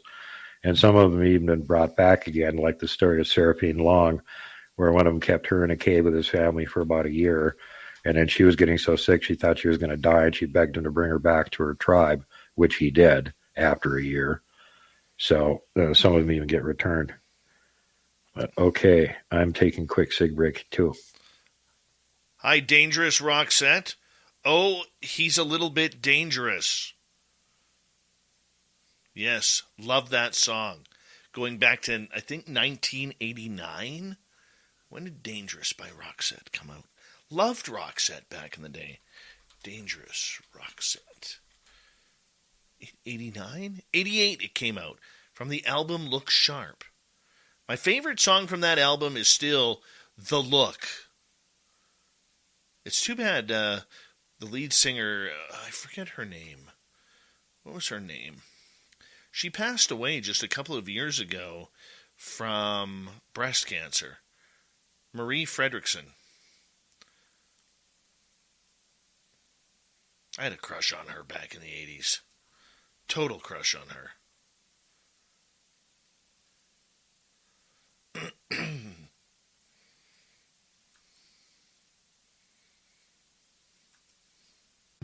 A lot goes into taking care of your property. You need equipment with more reliability, durability, and versatility built in. Like #1 selling Kubota BX and L Series compact tractors, Z Series mowers that deliver a quality cut, and Sidekick utility vehicles where durability meets speed. Visit your local Kubota dealer for a demo today.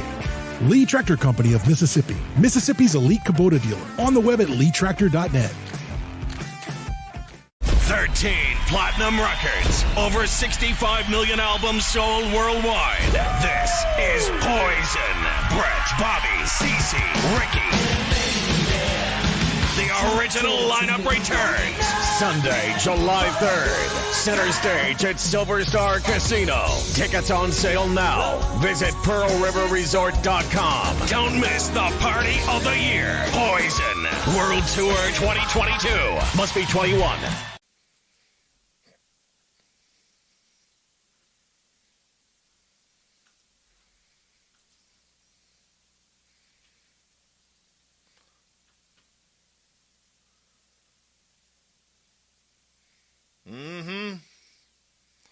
Yep. What in the world could turn that, or make that brown-eyed girl turn blue? Hey, EMF, you're unbelievable. Oh! There we go. That felt good.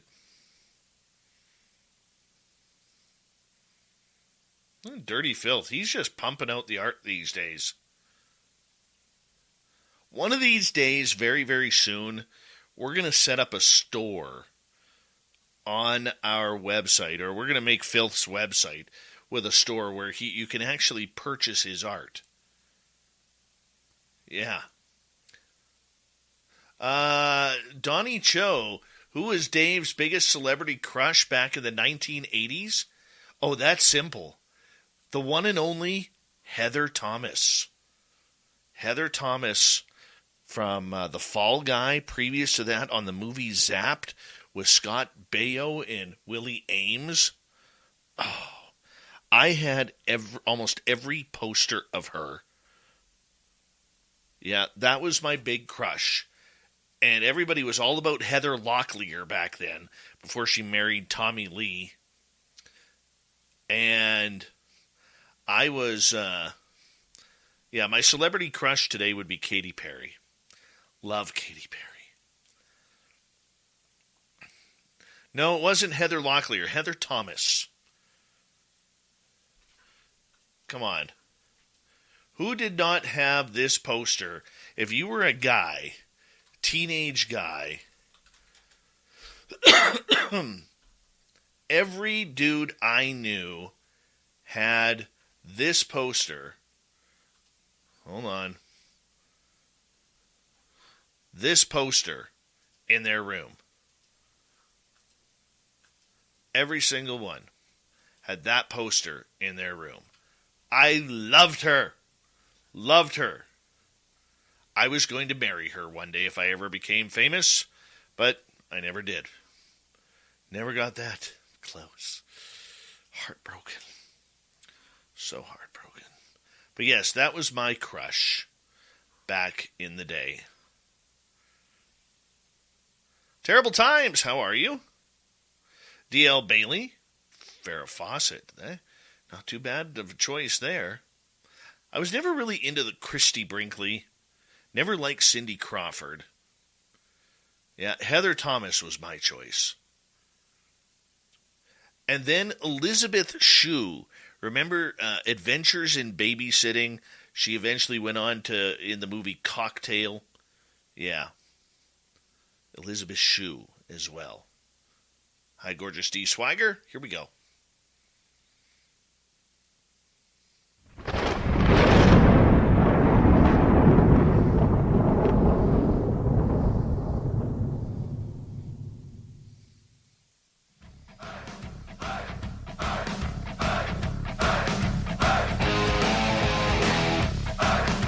Past the halfway point of Spaced Out Radio tonight. Good to have you with us. My name is Dave Scott. Very much appreciate earning your listening ears. Want to remind you that if you miss portions of this show or others, check out our free archives by going to youtube.com/Spaced Out Radio.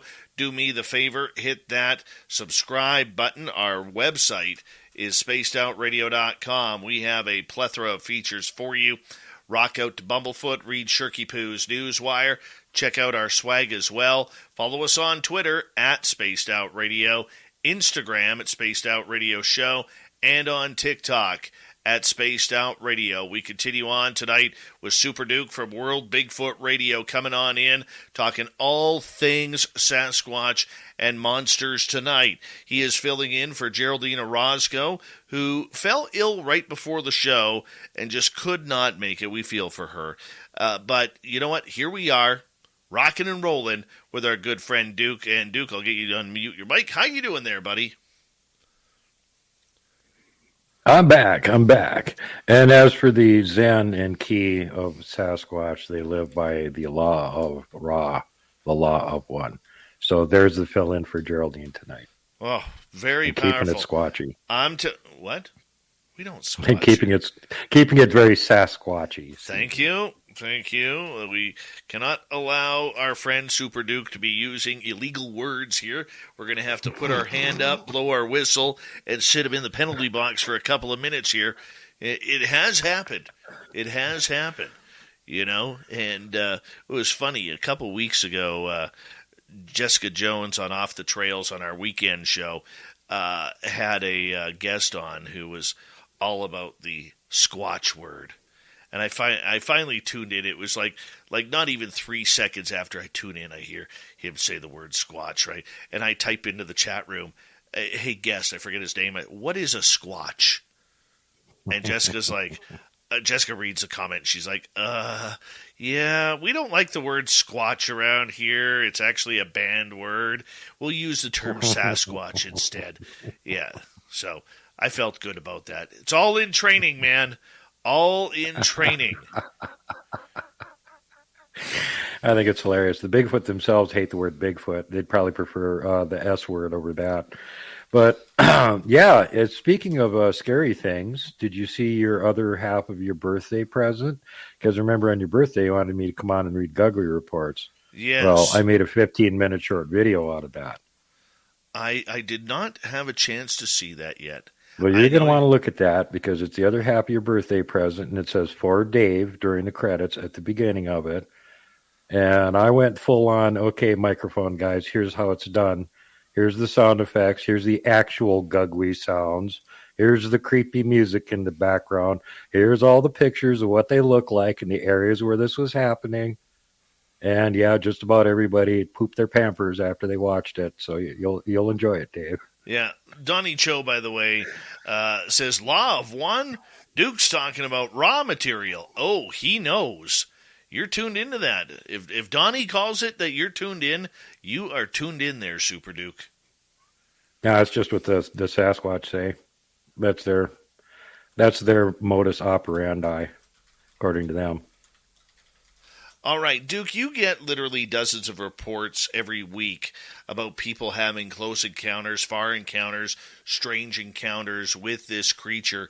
You know, I know there's a few that stick out with you, and you go out and read them and break them on down for World Bigfoot Radio, your YouTube channel, which we highly suggest all of our listeners, when they're on YouTube, to go and subscribe to.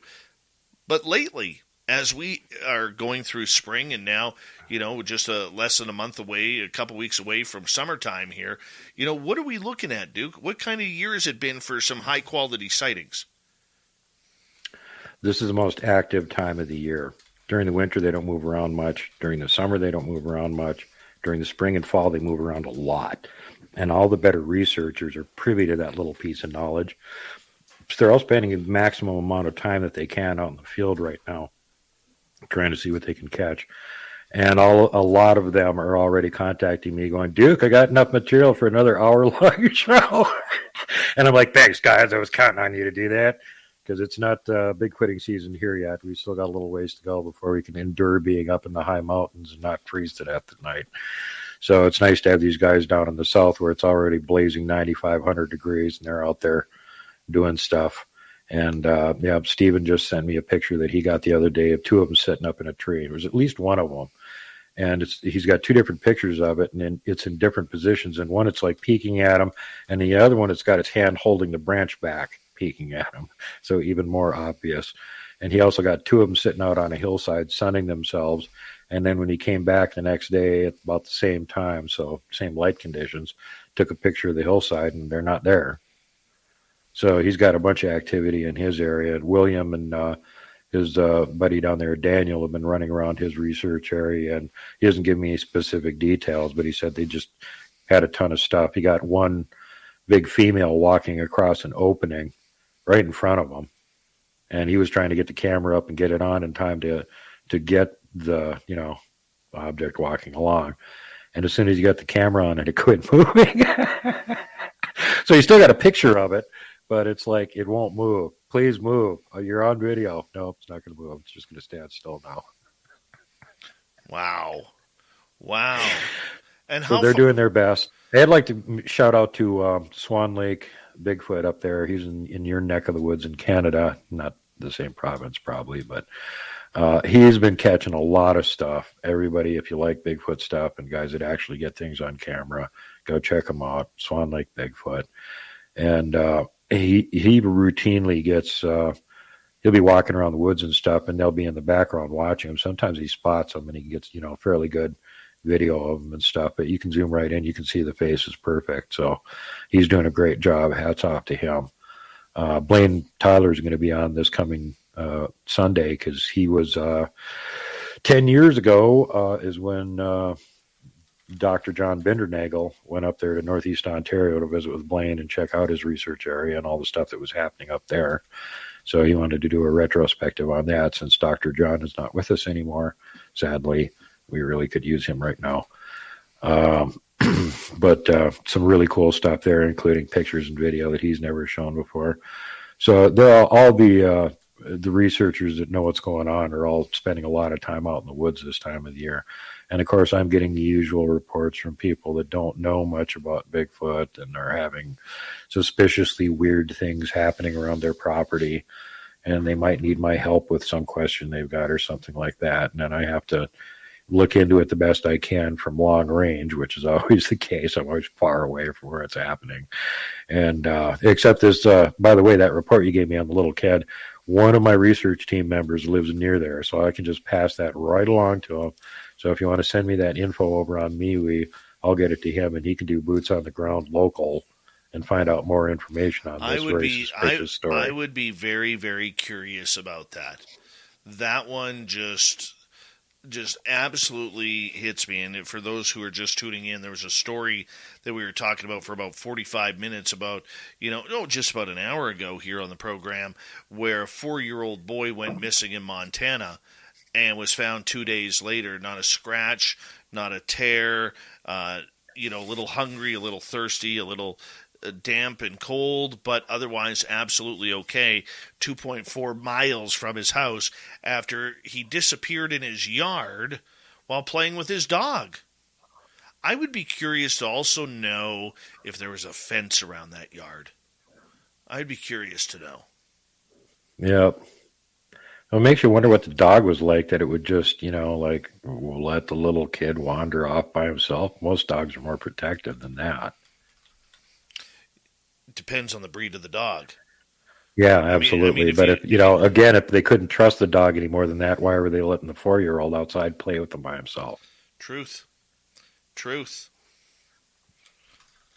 Maybe they just have astoundingly bad ideas. You never know. We have not met the parents, so we do not know that part of the story. Well, you know what? I'm sticking with our theory. Our theory works, Duke. The kid's got some Sasquatch. Well, I don't know. For anybody that's nearly died of hypothermia before, it's pretty easy to do. If it's in the 40s and you're wet, you're in trouble. You better keep moving and stay warm and sweating the whole time. Any other cool sightings you've recently got from this year? Oh, Lord. There's just so many of them. It's hard for me to think of one specific one. You're getting a lot of reports of them traveling through areas that they don't normally hang around in. But that's kind of typical for this time of the year, and that's why you get a lot of people that have never seen one before. Maybe they're on a new property, or they're in a different area than what they used to live in, and all of a sudden it's, oh my God, there's a Bigfoot going through my yard. Well, have you ever seen one there before? No. I don't want to see one there now or ever again, And that's it, again, it's because they're spring. They're moving around this time of the year. What are they? Okay, you mentioned that they are moving around this time of year, and they're, are they searching for food? Are they searching for new places to live, new territory? What are they running around for? Looking for dates? I think there's very little turnover in that. I think we're not sure where the heck a lot of them go in the winter. The more northerly ones, it doesn't seem like it makes much difference, but the ones around here are not very present during the winter. And I know because I've camped out during the winter looking for them. They just tend to not move around very much. Same thing in northern Minnesota. So they find some kind of an area and they hunker down. And from my point of view, the chances are that they've already piled up a whole lot of food there. And during the winter in these areas, if you hunt a deer or an elk or something and kill it, it's not going to rot. It's going to freeze solid pretty much instantly. So you got refrigeration. You can pile up several of them in a pile and have them just laying there right next to your cave whenever you're hungry. Go up to the entrance, pull one of them inside, muncha. And I think it was Barnes and Anderson that documented the longest Bigfoot trackway ever on film in northern Minnesota. It was like 3 miles long. And they had been bushwhacking with their snowmobiles, and their snowmobiles had holsters with chainsaws on them. And what they were doing was making an all-new snowmobile trail. And so they had already cut through about 10 or 12 deadfalls as they're making this trail. There's several miles out in the middle of nowhere, and there's this kind of open field, and there's tracks going across it, which look kind of like a human might have made them, except for as they're filming and they're following these tracks, they're wading through the snow. It's almost up to their hips, and whatever made these tracks clearly stepped over the snow to leave the next footprint. So it was huge, and the distance between tracks is huge. So they started following these tracks, and it didn't take very long to figure out they're following a Bigfoot track, Bigfoot trail. So they actually spent the whole day following this trail and documenting it and filming it. And lots of really good stuff that they got on that one, including they noticed that whenever it had the option of standing on a fallen tree, even if it was under the snow, they would walk down the fallen tree rather than walking on the ground. Like a habitual peculiarity to them. And also that they would snap little branches. Anytime there was a branch within reach or something, they'd snap a little piece of it. So they're following these tracks, and he gets to this one point where the track steps from the ground up onto a fallen tree. You can clearly see where the impression of his foot came down. And then apparently steps down the tree from there. It takes a right turn. And the other guy's got him on video, and he's standing like right next to that footprint, and he's trying to reach his leg out as far as he can, and he can't get his foot to where that fallen tree is, where it stepped up on with its other foot. Not even close to it. This guy's over 6 feet tall. So now they're getting really kind of freaked out. They end up following this trail. Like I said, it takes them most of the day, and they come around to where this trail has been looping in a circle. And it seems to be going back in the direction that it came from originally. And it's going into this swamp, and they're like, okay, that's enough of that. Let's get out of here before it gets dark. So they came back a couple days later to see where the trail had come from. They saw where it went to. They didn't see where it came from. So they backtrailed it a little bit, and there was this hillside that didn't have much snow on it and had a whole bunch of fallen trees, and the tracks just started there. And they spent a bunch of time trying to figure that one out. And what he finally got was, wait, he was walking on the trees all the time. Let's go from the fallen tree right next to where these tracks start and go fallen tree to fallen tree up to the top of the hill. And sure enough, you could do that. And he got up to the top of the hill, and he found a couple more tracks up there. So they're habitually doing this. If there's fallen trees, they're walking down the tree trunk to not leave a track. That's how much they're trying to hide their presence. So about 2 weeks later, these guys came back, and it was earlier in the day, and they went all the way up to the end of the trail where it had gone into the swamp, and they followed in a little ways further, and there was a little box canyon in there. And at the box canyon is where the trail ended, but there was a game trail that went into the box canyon and also dead-ended. And they noticed there was a bunch of like fairly recent large prey animals had been down this trail but had not returned. So when one of them got down to the end of it, he went, okay, there's about a 25, 30-foot rock cliff here. I can climb up to the top of it, get a better look around. When he gets up to the top of it, there's a pile of dead deer and a dead moose, all laying there nice and frozen. Wow. Nice food source. Yep, exactly. So they're not moving around very much during the winter. They got, they're piling up the food. There's been other people that have found in caves and stuff where they've actually had food caches that looks like somebody was hiding food there. Little holes in the walls that had been plugged with mud. And if you peel the mud away and you pull, put your fingers in there, inside of it, there's a dried mouse with a leaf wrapped around it. And the people that found this cave said there was like dozens of them in the wall. Well, what human's going to do this? What kind of animal does this weird thing?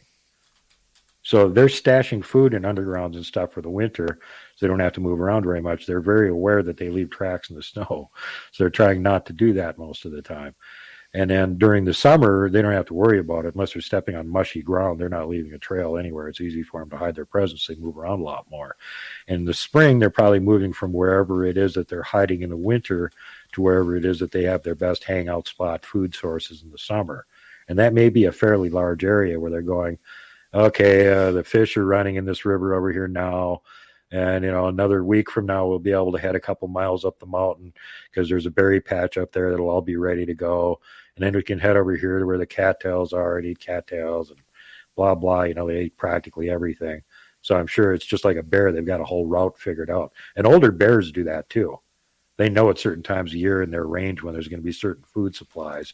And they show up just like somebody rang a dinner bell. Couple questions coming from our audience, Duke. Let's start off with Sovereign Farts here, who is asking, is there a consensus as to what the three-toed tracks are, or is it still being figured out? Which kind of three-toed tracks? I mean, I've seen two different things. One of them looks like a giant reptile or bird track, and the other one looks kind of like a Bigfoot track, except it's only got 3 toes on it. Those kind they're finding down in Fouke, Arkansas, in that area. William Lunsford's documented several of them.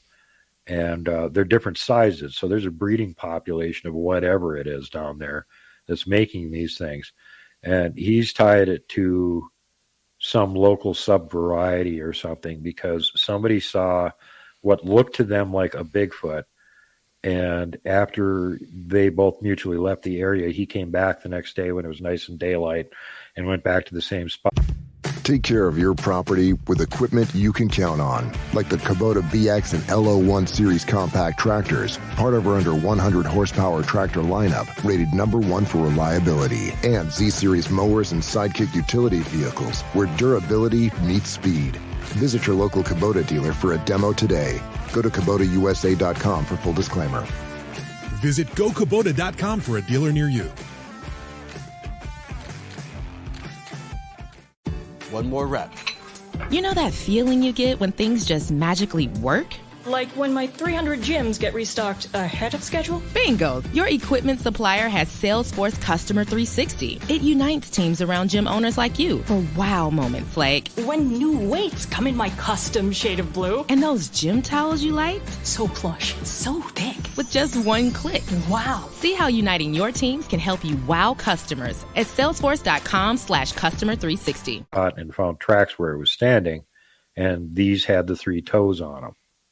So, at this point, we don't know. Some kind of a genetic mutation in that one area. The other ones that look like giant bird or reptile tracks, the reptoids, man, I'm not sure what the heck's making those things. Wow. All right, let's get to another question here. This one from Gloria, who is asking, have we gotten any closer to understanding Bigfoot language?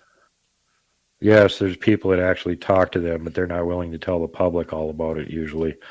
And the other thing that's that I just found out here in the last couple of years is that, obviously they have their own language, but they're just like the native tribes in North America. Each regional area has their own tribe that has their own language. So even if you manage to learn words from them, it'll only be really useful in the area where you learn them from them. because that's their local tribal language. Although if you learn how to say hello or something, they probably all would get that one. There's going to be differences in the other words and stuff in some cases, at least. That is interesting. I can't even figure out how, hearing the samurai chatter that we heard in the forest around here, the same type of chatter that Ronald Moorhead filmed back and recorded back in 1976-77. I can't imagine trying to translate that. I mean, it just sounds like gibberish. Yeah, the problem with their language is that they speak very, very quickly, because I think they're used to mind speak, so they try and make their mouths do the same thing. And apparently they can do it. Ron Moorhead, he was just over at the Nebraska Bigfoot Conference with me back in April, and playing the Sierra Sounds and talking about some of that stuff again. It's awesome, as always. Now, I know a couple people that, one of them in particular understands parts of the language that they speak in the Sierras there where he recorded it. And they've been able to actually translate some of it. It's very interesting what was going on. And it makes total sense, too. The problem is that they speak so fast. I've heard an actual Sasquatch speak English, and he can speak pretty good English, and you still got to pay really close attention to what he's saying, because he says it so fast. It makes an auctioneer look like slow motion. Okay, what did it say? You can't lead us on and tease us like that. What did it say? Oh, it was nothing spectacular. It was talking to another one of my friends, and they had recorded the conversation, and I was listening to the way he was saying things. And you almost had to listen to it twice to figure out what he was saying, because he'd go through it so fast. I can't even mimic it. I can't talk that fast. Has anybody tried to slow down the recordings to see if it could be translated, or it actually sounds like actual words? Oh, yeah. They had an expert, military expert on cryptolinguist that took the Sierra Sounds and did a breakdown on it, and he's absolutely convinced that it's a language, and also that they're speaking it really, really fast, which makes sense from my observations, where I've actually heard, like I said, recording of one that was speaking English to somebody that I know. It was like still hard to understand what they're saying. They've got this really deep, gruff, gravelly voice, and they're speaking ridiculously fast at the same time. So it sounds like... Oh, I get you there. I've heard it. Right? As we got about 90 seconds to go, tease us what you're going to be talking about in the cryptid report coming up here, man. Well, how much time do I have? I'd like to tell you guys the story of the Giant King from the Solomon Islands, but that one's kind of long. Well, you will have approximately 15 to 17 minutes. Okay, I'll see what I can dig up that fits that length.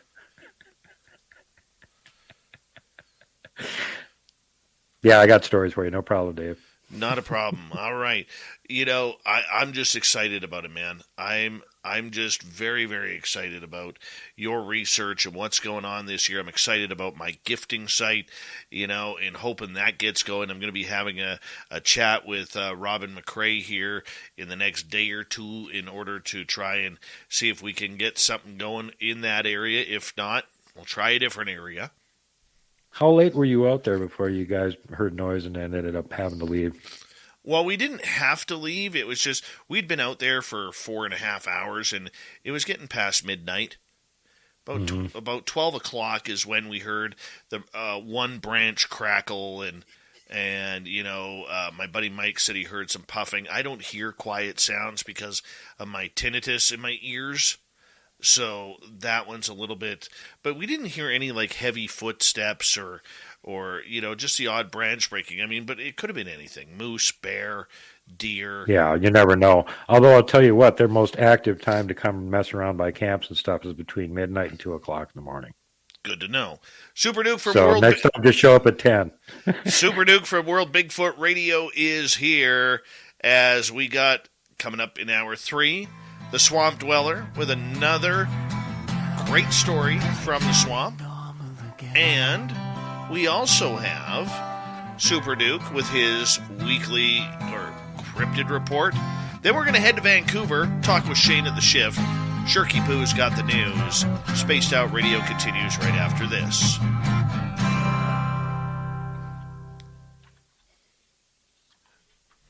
All right, let's concentrate now on Dirty Filth and his beautiful art as we take a quick break here on the show. And let's see here. Who's Jenny going after? Sovereign Farts. What did you say? Bad. Bad Sovereign Farts. Stinky Sovereign Farts. Hi, gorgeous Heidi. How's God's big toe?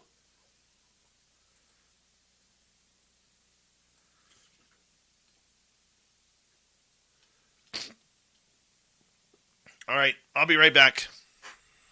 Radio. Take it away there, Dirty Filth.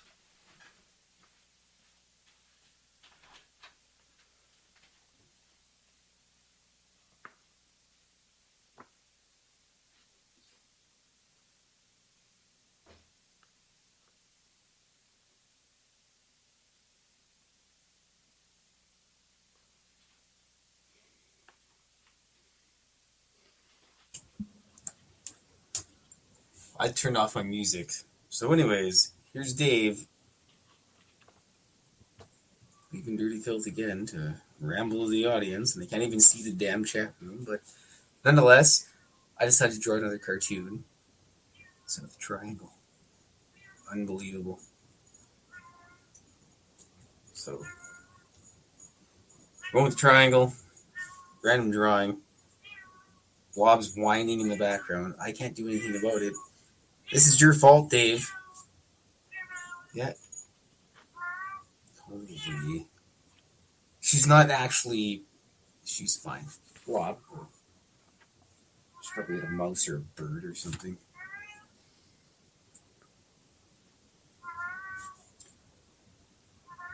So anyways, I decided I'd draw an extra drawing because what the hell's not? So here we are, an extra drawing. Whipped it out. Another triangle. Yeah, it's a blob struggling away. Terrible. Come on, blob. Ugh. All right. I really don't even know what to say to you guys. Hope you're having all a good night and everything. And hope next time you go to an ATM machine, there's a $20 bill stuck inside that sucker. But I'm going to paint up the... I'm going to paint up the rest of the buildings here, and then we'll be on to inking. Oh, the inking's already done. There's actually a secret drawing I had to insert into this, so stay tuned.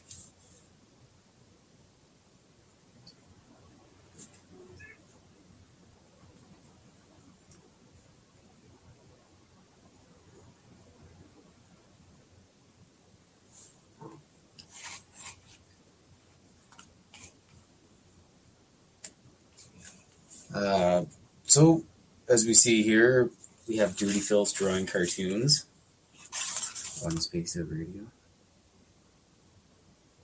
People are probably watching, or they're out letting their dog go for chasing around a squirrel or two.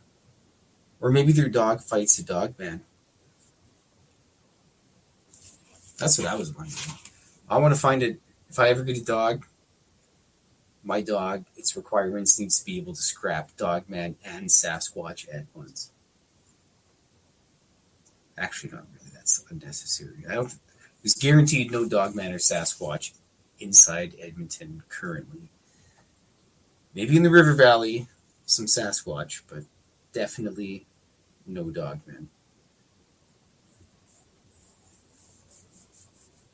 I just don't think it would happen.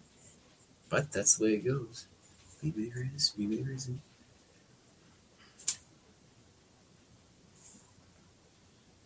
Nonetheless, it's almost Friday. Friday's pizza day. Order pizza. Draw more cartoons. Ramble on. We'll try to finish up this extra super cartoon. Seems like it could go on a t-shirt or something. Hello, Stunning Cindy. How are you?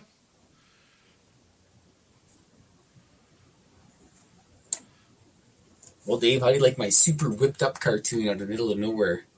That looks beautiful. That's a lovely black triangle there. It's not quite entirely black. It's a little more neon, but...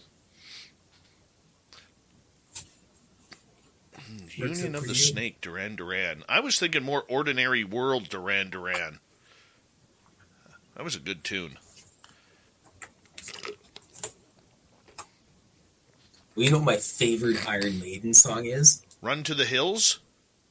Different World. That's such an awesome song.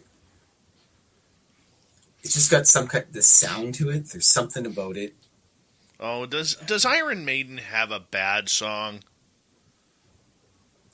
Pretty much everything they play on the radio I could never listen to again and be okay with. But other than that, for the most part, no, they're pretty good. But if I got to pick Iron Maiden or Man of War, man, I got to go with Man of War.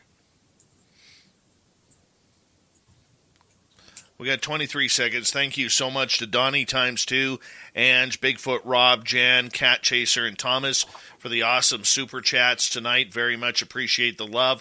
Thank you to all the veterans out there who are tuning us on in our chat room. You always have a safe home here with us and all our regulars. Don't forget to give us a thumbs up, thumbs down, thumbs sideways, and hang on out. Here we go.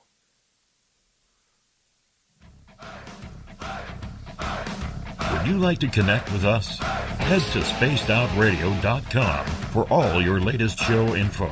Now, back to Dave Scott and SOR. Third and final hour of Spaced Out Radio is now underway. Good to have you with us. My name is Dave Scott. Thank you so much for taking the time to join us. We really do appreciate earning your listening ears wherever you are on this beautiful planet we call Earth.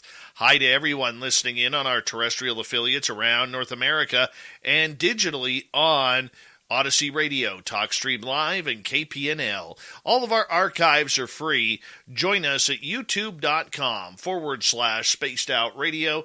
Do old Davey the favor, hit that subscribe button. The Desert Clam has set the password for tonight in the SOR Space Travelers Club. Renarian.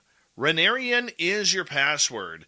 Use it wisely, Space Travelers, as the Clam sets the password each and every night right here on Spaced Out Radio. Our website is spacedoutradio.com. We have a plethora of features for you. Rock out to Bumblefoot, read Shirky Poo's Newswire, check out our swag as well. Follow us on Twitter at Spaced Out Radio, Instagram at Spaced Out Radio Show, and on TikTok at Spaced Out Radio. We continue on tonight as we head to the swamp. Our resident swamp dweller has another spooky story for us. Hi, Spaced Out Radio listeners. This is Swamp Dweller. It's time for your nightly dose of spookiness on the show. If you have an interesting encounter or a spooky story that you would like to share, be sure to submit them in at swampdweller.net. You can also find our YouTube channel at youtube.com/swampdwellerreads. Now, let's chill out, relax, and together, let's enter the swamp. I'm not the type to believe in this stuff, mainly because I'm not very superstitious. But these two encounters made me doubt whatever was going down on my farm. The first encounter occurred when two friends and I were having dinner. Everything was calm. We ate outside since this was a relatively ample space. That was until we heard a woman scream, which was extremely odd since the country I live in is very calm, with very few criminals or even animal attacks. Since we were in the wilderness, I found that to be relevant. I was the first one to react. I climbed to the wall separating the house grounds from the animals.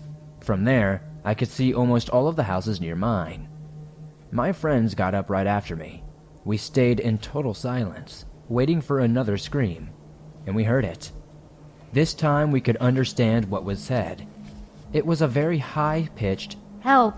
She yelled this multiple times, and then a bunch of gibberish no one could understand. One of my friends quickly grabbed the phone to call the police, as we assumed it would be some sort of domestic violence or robbery. I held my axe, and my other friend followed me to the gate. We didn't leave because nobody knew what we would find, since something sounded odd about those screams, and not quite right. Right before the police arrived, we heard a thud and glass breaking. I assume it was a window. The screams stopped as soon as the police arrived, never to be heard again. The police found nothing of note. Later that night, my friends and I stayed up chatting about what had happened. One of them was oddly quiet. When I asked him what was wrong, he said, "I've heard those screams before." He claimed he had heard that same type of scream before while walking his dog. The next day, we got up and decided to check the house the screams were coming from. But there was one weird thing about it when we arrived at the place. There was no house. It was a forest, just trees upon trees and bushes everywhere.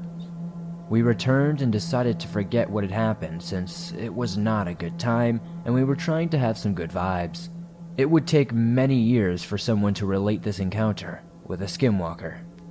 I know I didn't at first, but when it happened twice, I started connecting everything. The second encounter happened when my cousins were over. Like the previous night, we had a good, peaceful dinner. That's when my cousin and I decided to go for a little walk in the garden that I had. It was made of the frontier with a vast forest, only separated by a small stone wall. We were walking and talking and laughing and having a good time when I started to hear a man talking. Not in a normal voice. It sounded like there was something in his throat that produced a weird frequency. Again, I grabbed my axe and called my cousin and his sister. We got near the wall to hear what he was saying. Like the first encounter, we could only understand gibberish coming from him, and it just wouldn't stop talking. It kept going on and on and on, not even taking breaks to catch their breath. After listening to it, we realized we couldn't do anything about it, so we left and finished our dinner. They go home, and I find myself alone here. It was unsettling, and then I start overthinking more and more, and I remember the times my dog would spend entire nights barking at the forest when all the existing animals were wiped out by hunters. I remember the warnings my parents gave me when I was a child. Always leave the forest and lock the doors before sunset. Regardless of my questions, they would never tell me why because, as I mentioned before, it was a quiet little location in a peaceful country. I couldn't understand why so many worries were to be had. But this all ended when the loggers came to cut down all the grown trees, leaving the forest visible. Before the trees were cut down, you couldn't see anything in there, even during the daytime. After they cut the trees and the excellent weather came, nothing weird happened, and my dog stopped barking at the wall. I would like to know if I was being paranoid, or if I really was potentially having encounters with a skinwalker, or something similar. We love the swamp dweller around here. He comes in nightly to spook us out with his creepy stories that can all be found on his YouTube channel, youtube.com/Swamp Dweller Reads. If you check it on out, he's got thousands of stories for you to check on out. I literally listen every night, going to bed right after this show, and I highly suggest you go over there and check it on out as well. youtube.com/Swamp Dweller Reads. Well, tonight we're going to continue on with Super Duke from World Bigfoot Radio, except this time we're going to hit the theme song and bring in the Cryptid Report.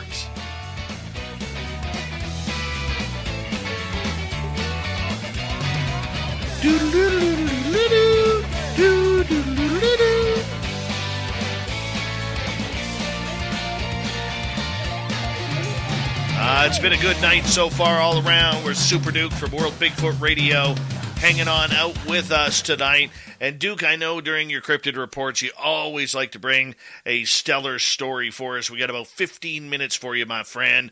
Let's do this thing. We'll get you to unmute your mic again.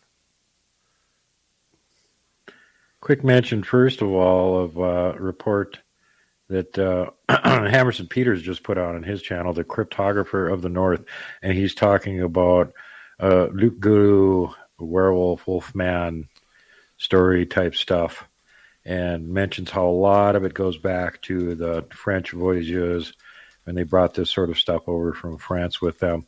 And then immediately does a 180, go Harrison, and talks about the fact that all the native tribes had stories of this stuff way before the white man showed up. They knew there were these wolf-headed, weird-looking people that lived in the woods that they didn't want to have too much to do with because they're kind of dangerous. Dogmen. Yeah. And guess what? That's not too much further north from where you live, Dave. Wonderful. But let's I know you always like to hear that. There's always some horrible thing somewhere near where you live. Well, you're just in the wrong place, bud. What can I say? So anyway, for tonight, we're going to go to True Giants, a book by Mark Hall and the esteemed cryptozoologist Lauren Coleman. And this is one of those chances where you get to play the game. Was it a giant or was it a Bigfoot? So that's what you got to wonder with each one of these reports now. You must ask yourself, giant or Bigfoot? Here we go. Once in a while, the appearance of potential... One more rep. You know that feeling you get when things just magically work?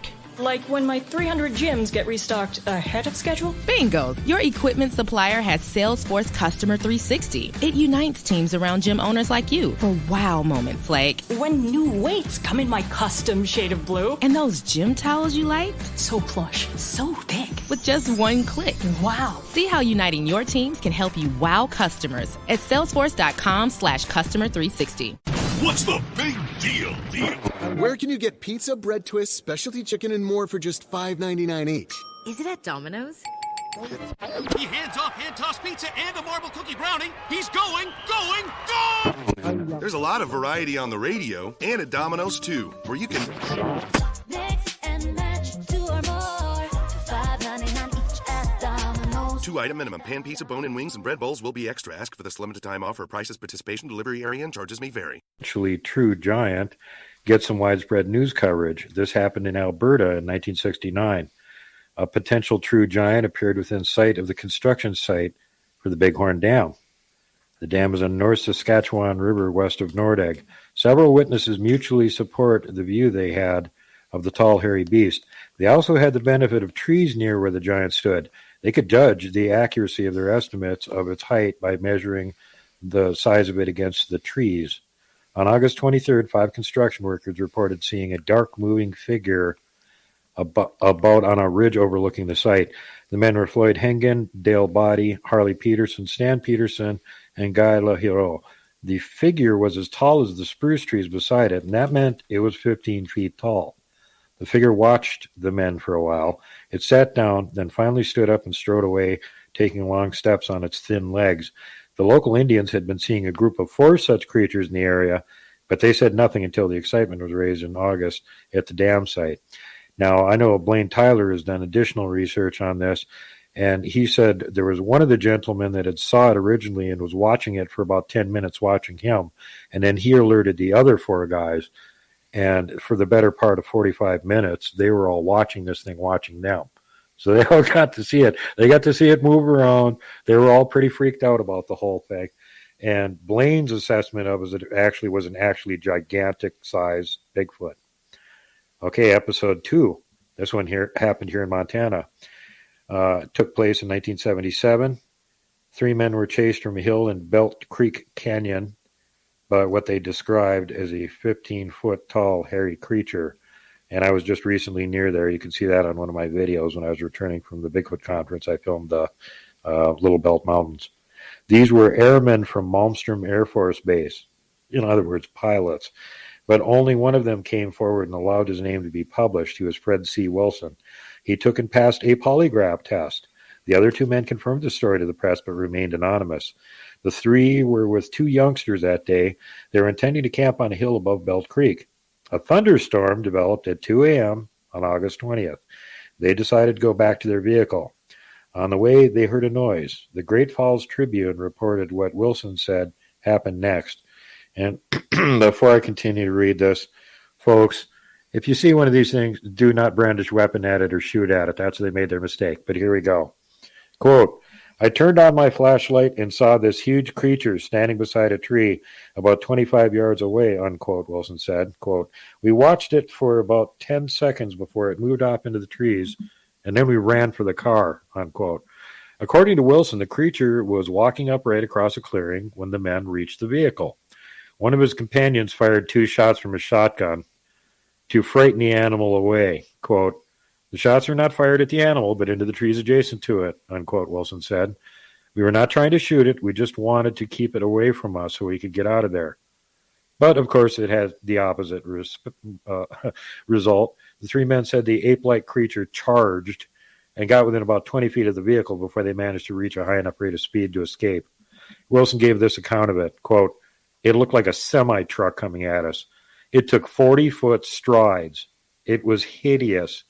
It had small apish-type eyes, a flattened nose, and canine-type fangs, which showed when its mouth was open.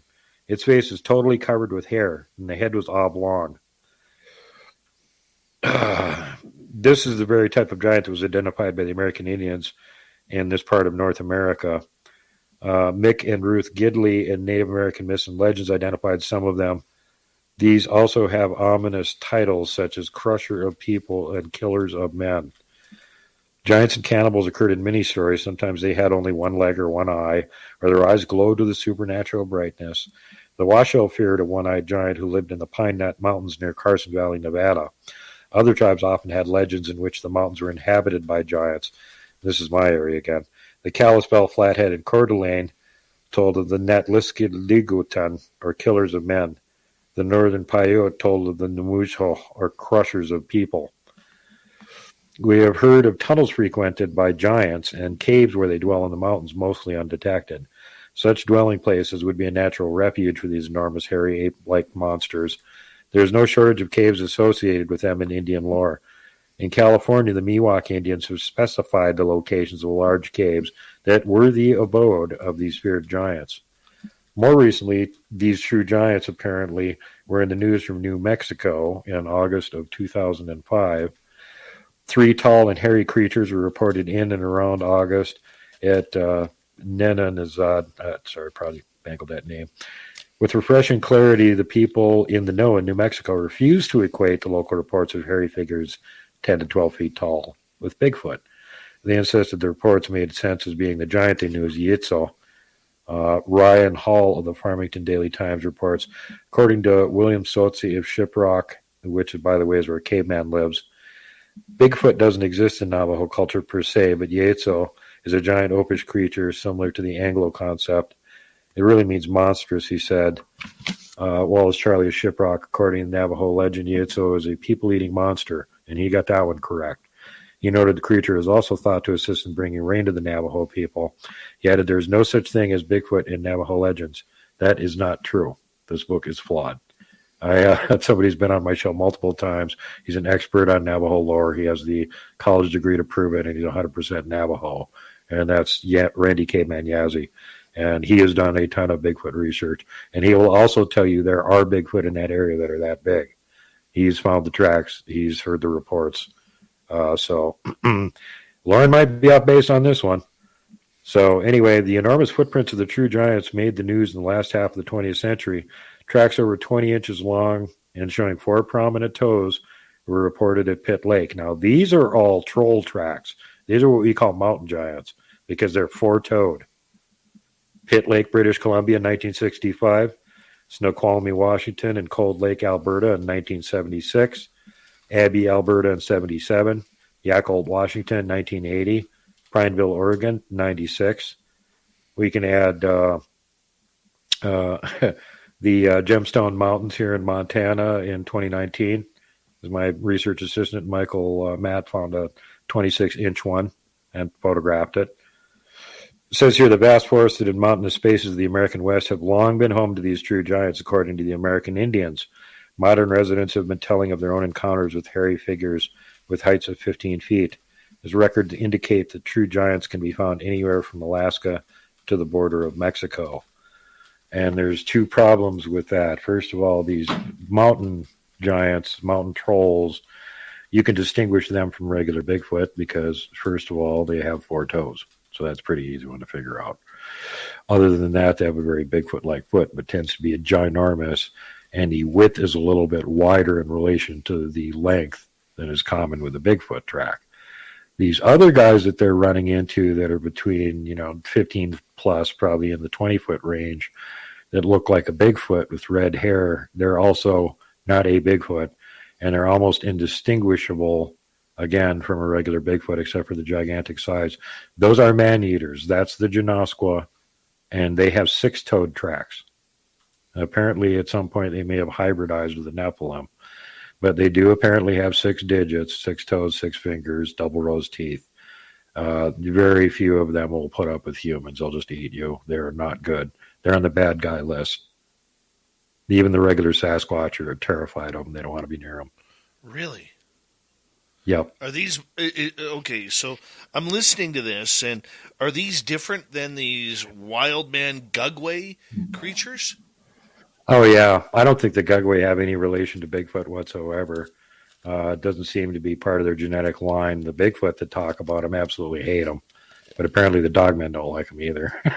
They'll exterminate them whenever possible. They don't seem to be any kind of relation to them, and my best guess would be they might be descendants of some of the giant Ice Age animals we used to have, and in particular Dinopithecus, which was a Ice Age baboon, which on all fours was about as tall as a human. So all you have to do is take its tail off and stand it upright, and you got a Gugway.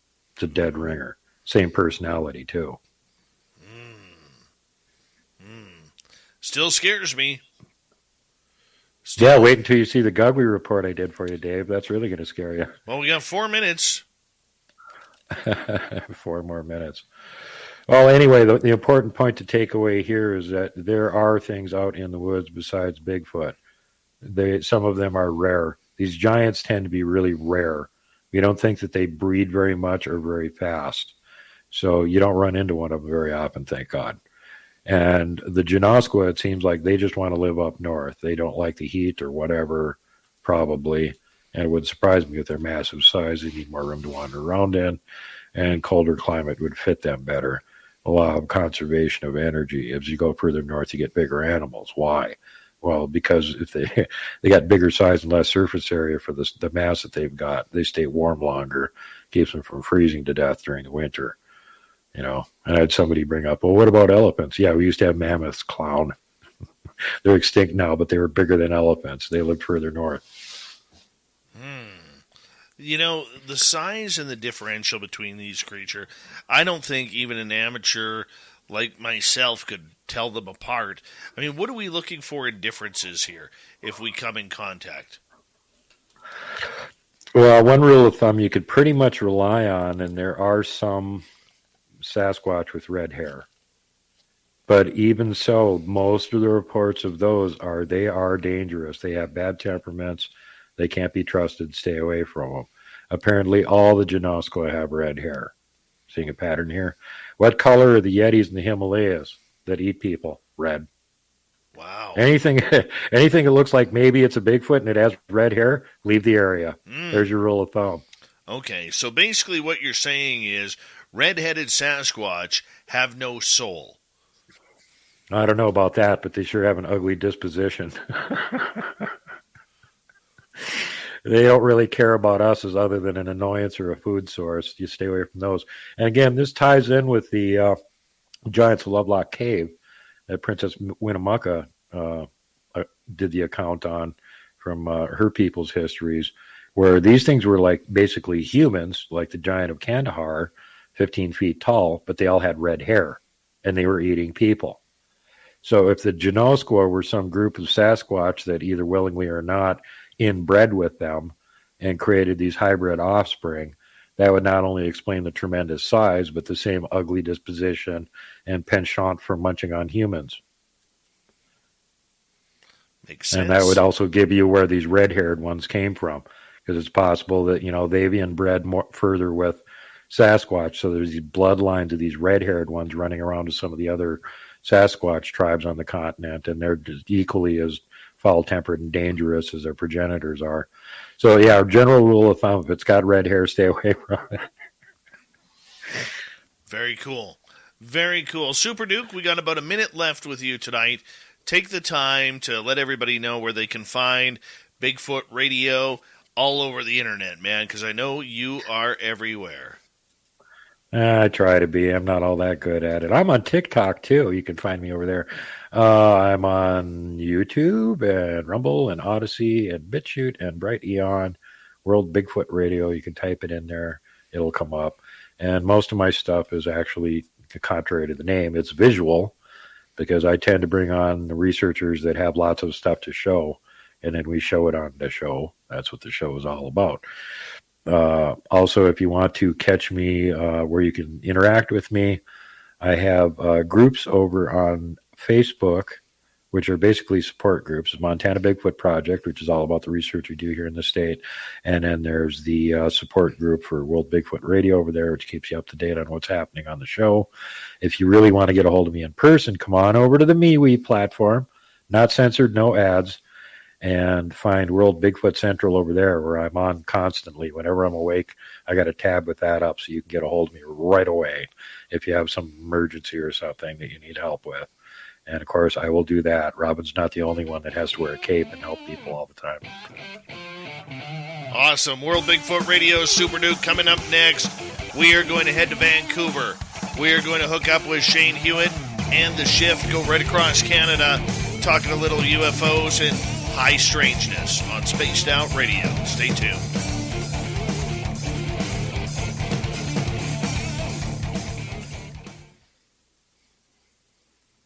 One sec, Duke.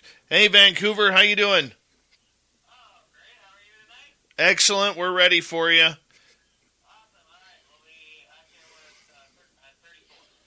I can't go at 34. You guys know that. Give me 35. All right. Okay. They're trying to time out their show, and it's like, hey, dudes, I have a radio show here too, you know. God, I love Shane and his crew. They're good people. Holy Tabooger, how are you? No, glad I could jump in, pitch it, Appreciate and you, help Duke. you out here, Dave. Thank no you problem. so much, Although buddy. I got to say, hilariously enough, I was talking to one of my friends about a half an hour before he called me, and I went, oh, God, I hope I could stay up long enough to be on the show later on tonight. I'm just exhausted. And then you called me up and went, dude, can you be on the show all night? And I'm like, Oh, God. I was just about to have, you know what? I get in this mode where it's like I'm trying to find a guest as well as trying to prepare a show that I may have to do on my own at the same time. It is high stressful. High stress. Yeah. No kidding. Well, I didn't want you to be that stressed out. So, yeah, I could just chug down a giant mug of coffee and stay awake for another 3 hours. I appreciate you, brother, for doing that. Thank you.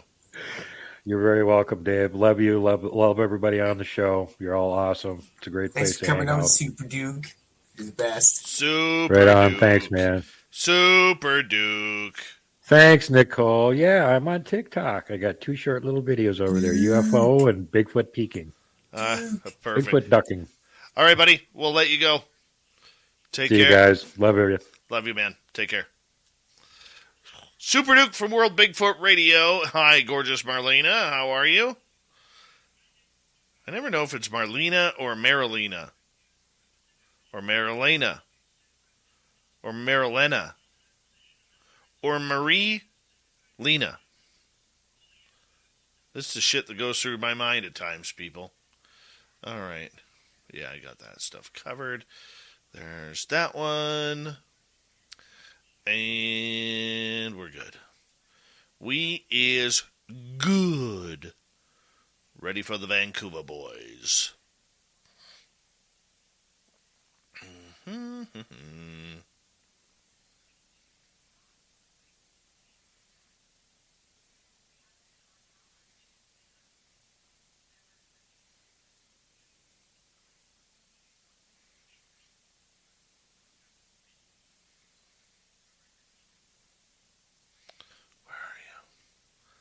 Restore Belief, a.k.a. Hi, Nick.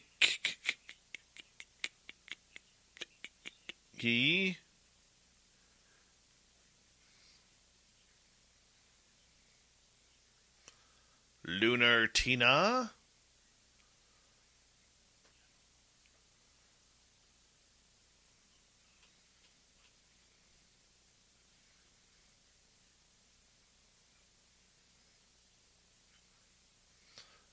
Sovereign Farts doesn't like the Anunnaki false gods. Why?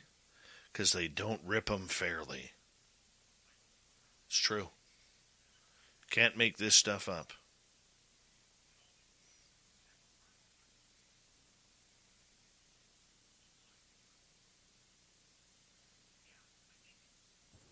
You know, Dave, since we're on break, my opinion on that is avoid notice by any god possible.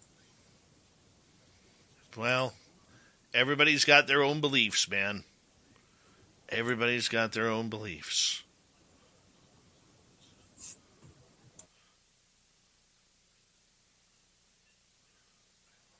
All right, we got 1 minute here.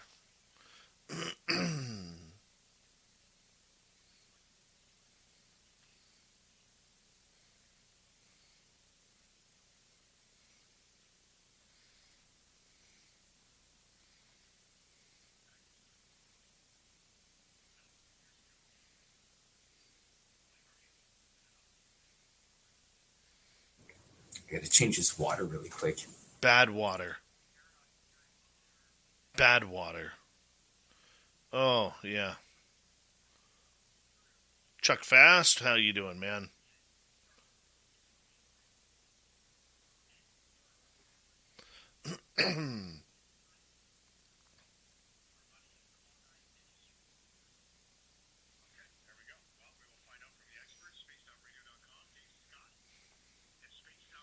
Time to go and connect and see what is going on in the world of the Woo and the UFOs, the UFOs. Hey, Scott, how are you?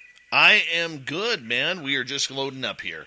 Give me 2 seconds. You're going to get a little bit of lightning, thunder, and that's the way we like to do a segment here on Spaced Out Radio. Mr. Shane Hewitt from Chorus Radio Networks, The Shift, going right across Canada. How you doing, buddy? I'm doing very good, thank you. I have a question for you. We can talk about it later as we get through the list of things first. Right now, we're contemplating what an alien looks like. So let's get into some of the politics of the UFOs, because only humans would somehow politicize a UFO, and talk about some of these sighting things, and then I want to get your thoughts on what an alien would look like. Oh, okay. I'm curious about that. So let's get started here, shall we, with the Canadian politics and what's been going on, because I know you're excited to share some more news about political people talking about your UFOs. Well, you know, last week we had a member of Parliament from Brandon Souris in Manitoba, Larry Maguire, come on Spaced Out Radio. It was his first long-range interview. We had him for 1 hour talking about Canada's role in ufology, and there were a couple of real interesting comments that the member of Parliament made. Number one was that he was starting to get some bipartisan support within the NDP regarding Canada researching UFOs, and potentially, once they can get it on the floor, if they can, if the Liberals allow it, that we would be actually allowed to maybe bring forward the idea of having Canada's own UAP task force. Because right now, all of the files are separated between a number of alphabet agencies, whether it's the Department of National Defense, the RCMP, NAVCAN. One more rep. You know that feeling you get when things just magically work? Like when my 300 gyms get restocked ahead of schedule? Bingo! Your equipment supplier has Salesforce Customer 360. It unites teams around gym owners like you for wow moments like when new weights come in my custom shade of blue. And those gym towels you liked? So plush, so thick. With just one click. Wow. See how uniting your teams can help you wow customers at salesforce.com/customer360. What's the big deal? Where can you get pizza, bread twists, specialty chicken, and more for just $5.99 each? Is it at Domino's? He hands off hand-tossed pizza and a marble cookie brownie. He's going! There's a lot of variety on the radio and at Domino's too, where you can Mix and match 2 or more. $5.99 each at Domino's. 2-item minimum. Pan pizza, bone-in wings, and bread bowls will be extra. Ask for this limited time offer. Prices, participation, delivery area, and charges may vary. Canada, Transport Canada, Canada's spy agency CSIS.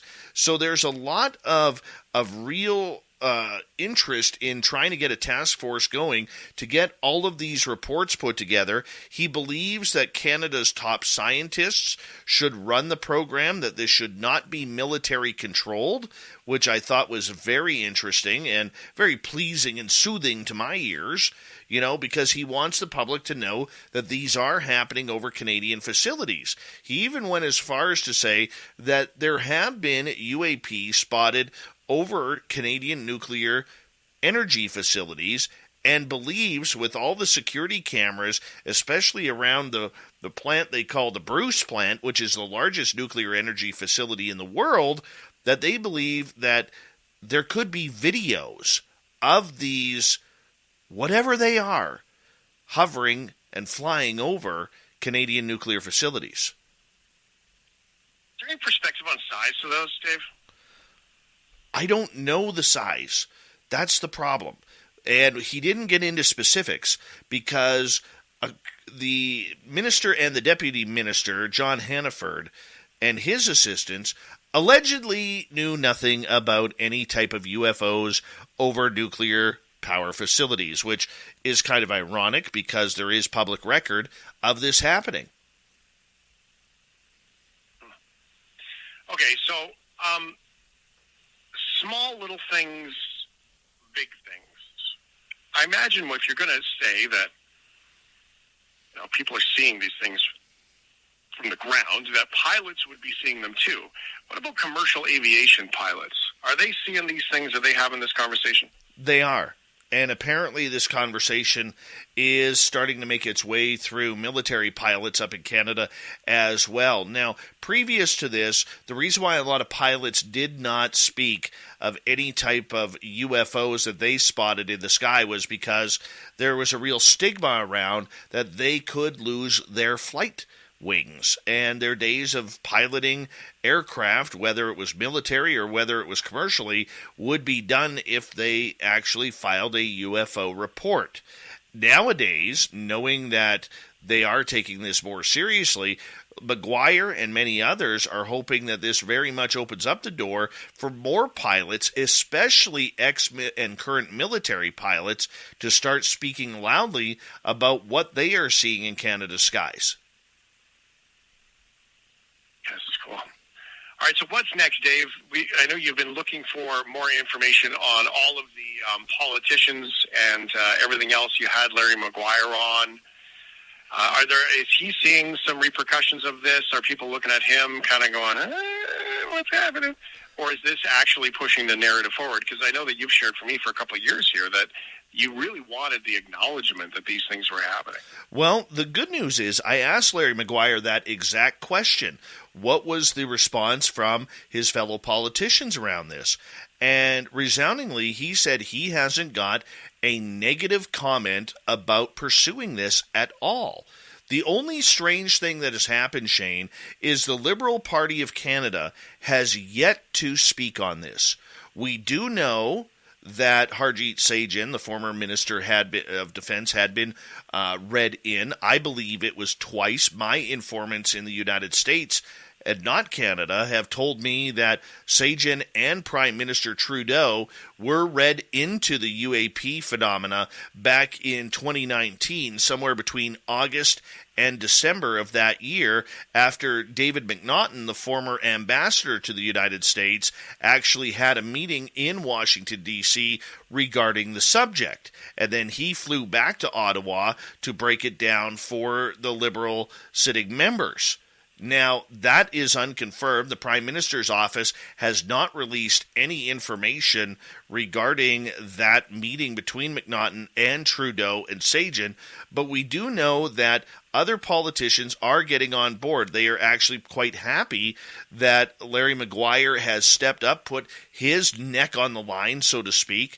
The only ones really, Shane, outside of you and me in this country, and now a little bit from CTV News, we're the only ones talking about this publicly. We're the only ones who are hammering this home that Canadian politicians are starting to talk about what their American counterparts are talking about, and that is UFOs and the potential threats over Canadian airspace. And what does this lead for Canadian pilots and Canadian security? Canada's Prime Minister was at NORAD, going on a summit trip and doing all those things. Is it wishful thinking, or have you already learned this lesson that nothing comes of it? If this particular topic, because if he's going to have it, wouldn't NORAD be the place that this unfolds from? NORAD would exactly be the place where it unfolds from. And it's just so coincidental that I received a phone call from one of my sources in Washington, D.C., who just happened to be in the Denver, Colorado, Cheyenne Mountain area yesterday. So I'm going to ask him about that and see if there was any briefings, so to speak. All right.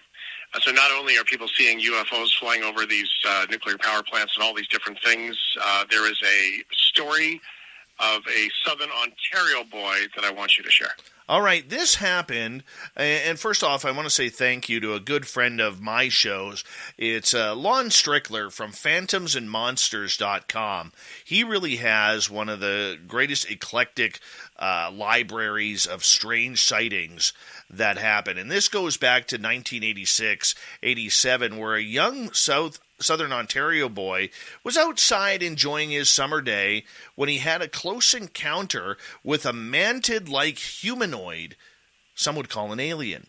There was no lost time, but there were several after effects of the incident. Now, the gentleman who is now a man said he was a kid, recently moved to a new house, playing in his driveway beside the house, which was mostly dirt and stones, and the dad was in the garage working away, and he ended up seeing this strange person walking around. He said it was a confusing sight, looked like an action figure, but he described it as like a mantid, like a praying mantis head on a human body. He said the thing had a muscular large body. The head was like of the insect, but not quite. He said it was under 5 feet tall. Its eyes wrapped around its head, and its face ended up in a point like a beak or like a mantis being. And the view he had was of its head was slightly turned with the body facing him. The eyes were rounded near the front of the face and wrapped to the back. Now, this happened after a few seconds of looking at it and it looking at the boy. The window burst outward from his bedroom, and he looked away for a split second, and the being was gone. He ran to get his dad, who said it was just heat in his imagination, because that's what good parents do. Never gave it much thought, attributed it to an alien encounter until recently, knowing that it's exactly what he saw as he got older. And when he was a teen, he started having extreme pareidolia, seeing this thing all over the place. He got bloody noses a lot as a kid, got checked out, and it was attributed to a blood vessel close to the skin. He has no other recollections, no weird scars, and has only seen one UFO in his lifetime. But all the symptoms are there that maybe he's got aliens. So that does lead us to the question, though, Dave, is what do aliens look like? I mean, there seems to be, you'll know this better than me, so please clarify, there seems to be sort of 3 or 4 basic shapes that at least have been, reported, or at least Hollywoodized, is that a word? And what do, to you, a guy who literally lives in this stuff all the time, what do aliens look like? Well, there are a number of alien species that people claim to have had. We just talked about the mantid-type beings, which some see at under 5 feet, some see as high as 7 or 8 feet tall. We see people claiming to have these encounters with gray aliens. The grays are the ones that you see on the movies, or the cover of Whitley Strieber's Communion book with the giant big eyes, almond-shaped eyes, the bland look on their face, giant head, very skinny, pale bodies.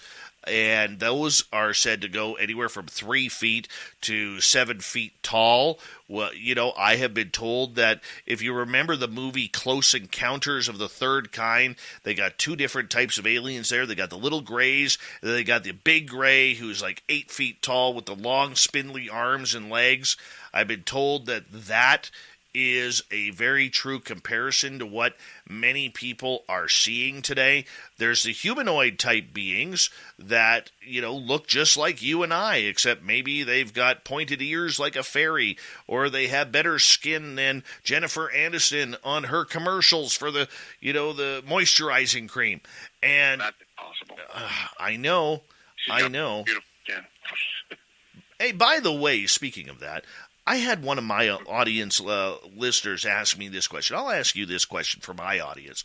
Who was your 80s crush?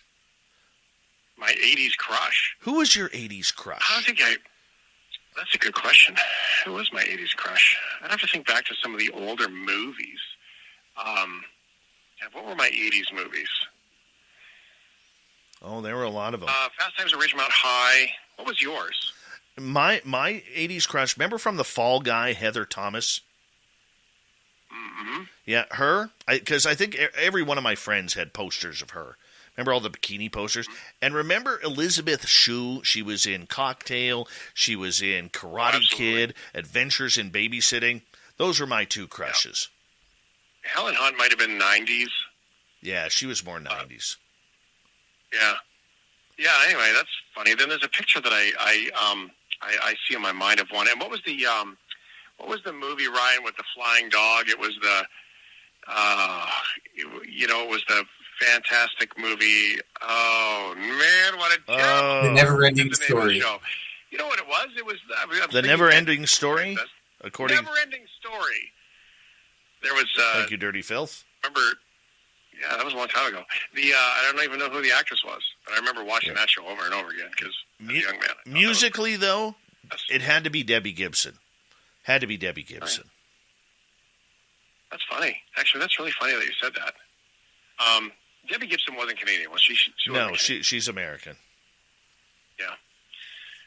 That's funny. So, is this how your show goes all the time? Sometimes. Talking about aliens? So are you just connecting your 80s crushes to aliens? No, and I was somehow cross them over in your dreams? Well, when people are in my audience, so we have a chat room going on our live YouTube that we have going during the show, and one of our listeners, Donnie, asked the question, who was my 80s crush? So I figured, you know what? I'm going to throw you a wrench for once. So I did. Okay, well, that's fun. I think that's totally fun. 80s crush. I would like to ask Ryan that question, but he wasn't alive then. Although, going backwards in time, he probably has one. Yeah, you think I don't? Come on. It's Winona Ryder. Like, no hesitation, Winona Ryder. Really, yeah. eh? I thought it was B. Arthur, personally. I wonder what the ladies' 80s crushes on the men were. Tom Selleck, probably. Had to be Tom Selleck. That power mustache back in the day, that could swoon anybody. Anybody. Still does today. Of course it does. It's a pretty healthy push broom. Michael Douglas. Patrick Swayze. Patrick Swayze, yeah, that was a good one. Tom Cruise. Tom Cruise, when the original Top Gun came out. Although, if you watch the original Top Gun, you can see that he clearly has new teeth from when he did the original Top Gun to the new Top Gun movie. Good for him. He can afford it. Oh, cool. I'm glad you brought it up. That's fun. Dave Scott, spacedoutradio.com, and 80s crushes. There you go. Look out for them aliens. Take care, buddy. Yeah, look out for the aliens. Absolutely. Take care. All right. We say thank you to Shane Hewitt on the shift right across Canada. And now we head over to the news department where Shirky Poo's got us set up. What time is it? It's time for Shirky Poo's News!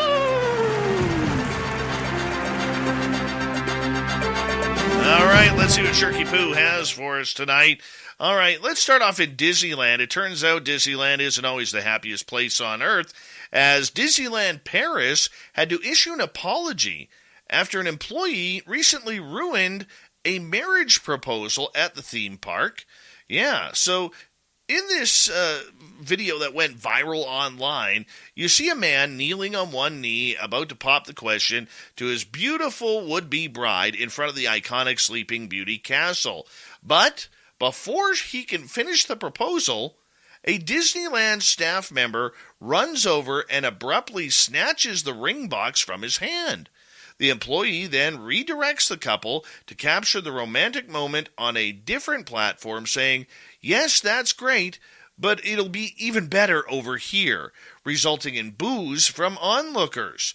Whether this area of the amusement park was strictly off limits or the employee was just simply trying to find a better location for the grand gesture, the man's timing was completely horrendous.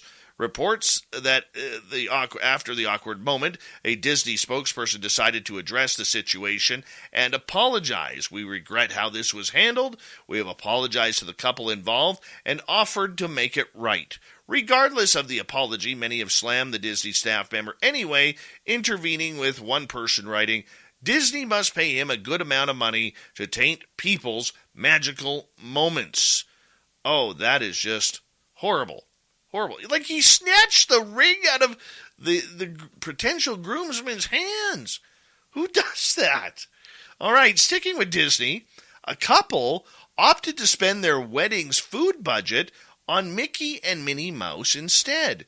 Needless to say, their guests weren't too happy. A woman shared on Reddit's "Am I the A-hole" subreddit that she and her then-fiancé gave their guests a less than magical experience by using their food budget on a 30-minute appearance by Mickey and Minnie Mouse. It was a dream for the self-described huge Disney fans, but more a nightmare for the guest. "My fiancé and I just got married 2 months ago, and we had our dream wedding," the poster says. And it's now been deleted, but it goes on to say the bride's aunt took to Facebook to complain about the disappointing lack of sustenance at the wedding, with a few guests agreeing with her. "The issue was with our decision to not offer catering services and bar services at our wedding due to routing the money towards having a wedding with Minnie and Mickey Mouse making an appearance on our special day." She detailed that they actually splurged on 2 separate half-hour experiences with Mickey and Minnie. The first was during their dance. The second was while they shot their wedding photos that day.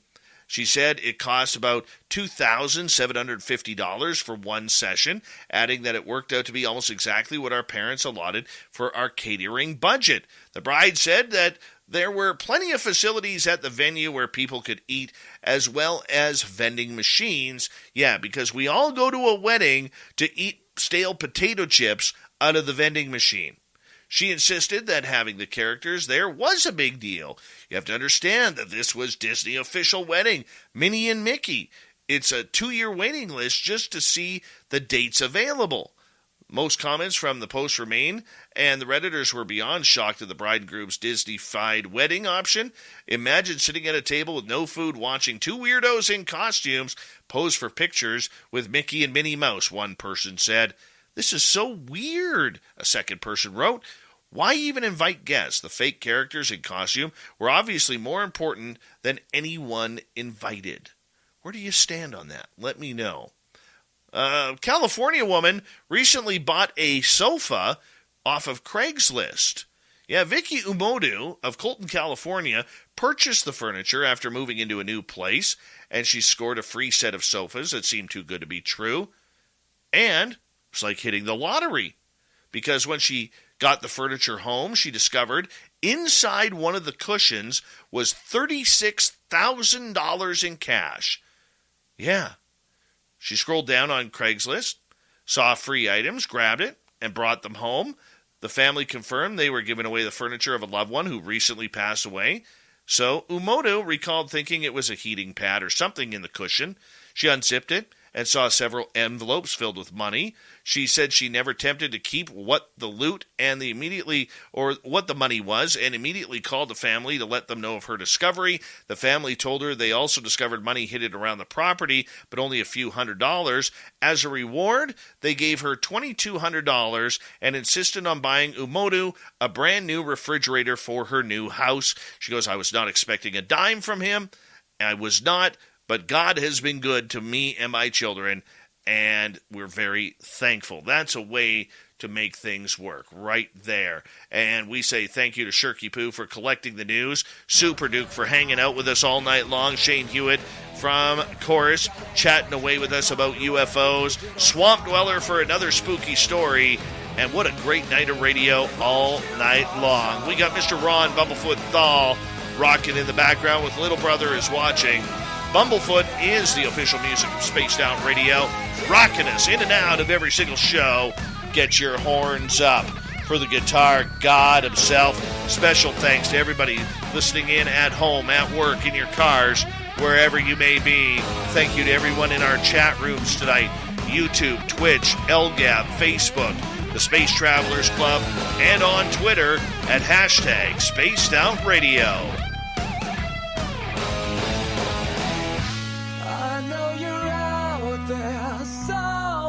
Remember, this show is copyright by Spaced Out Radio and SOR Media Ventures Limited. Thank you so much for choosing to share your evening with us, because together, my friends, we're watching. We own the night. Mr. Bumblefoot, we need a favor. We need you to take us home.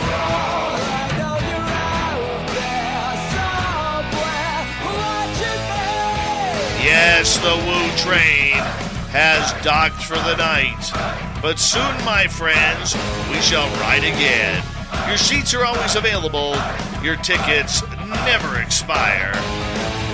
And if you want to bring a friend, we got room for them too. Good night.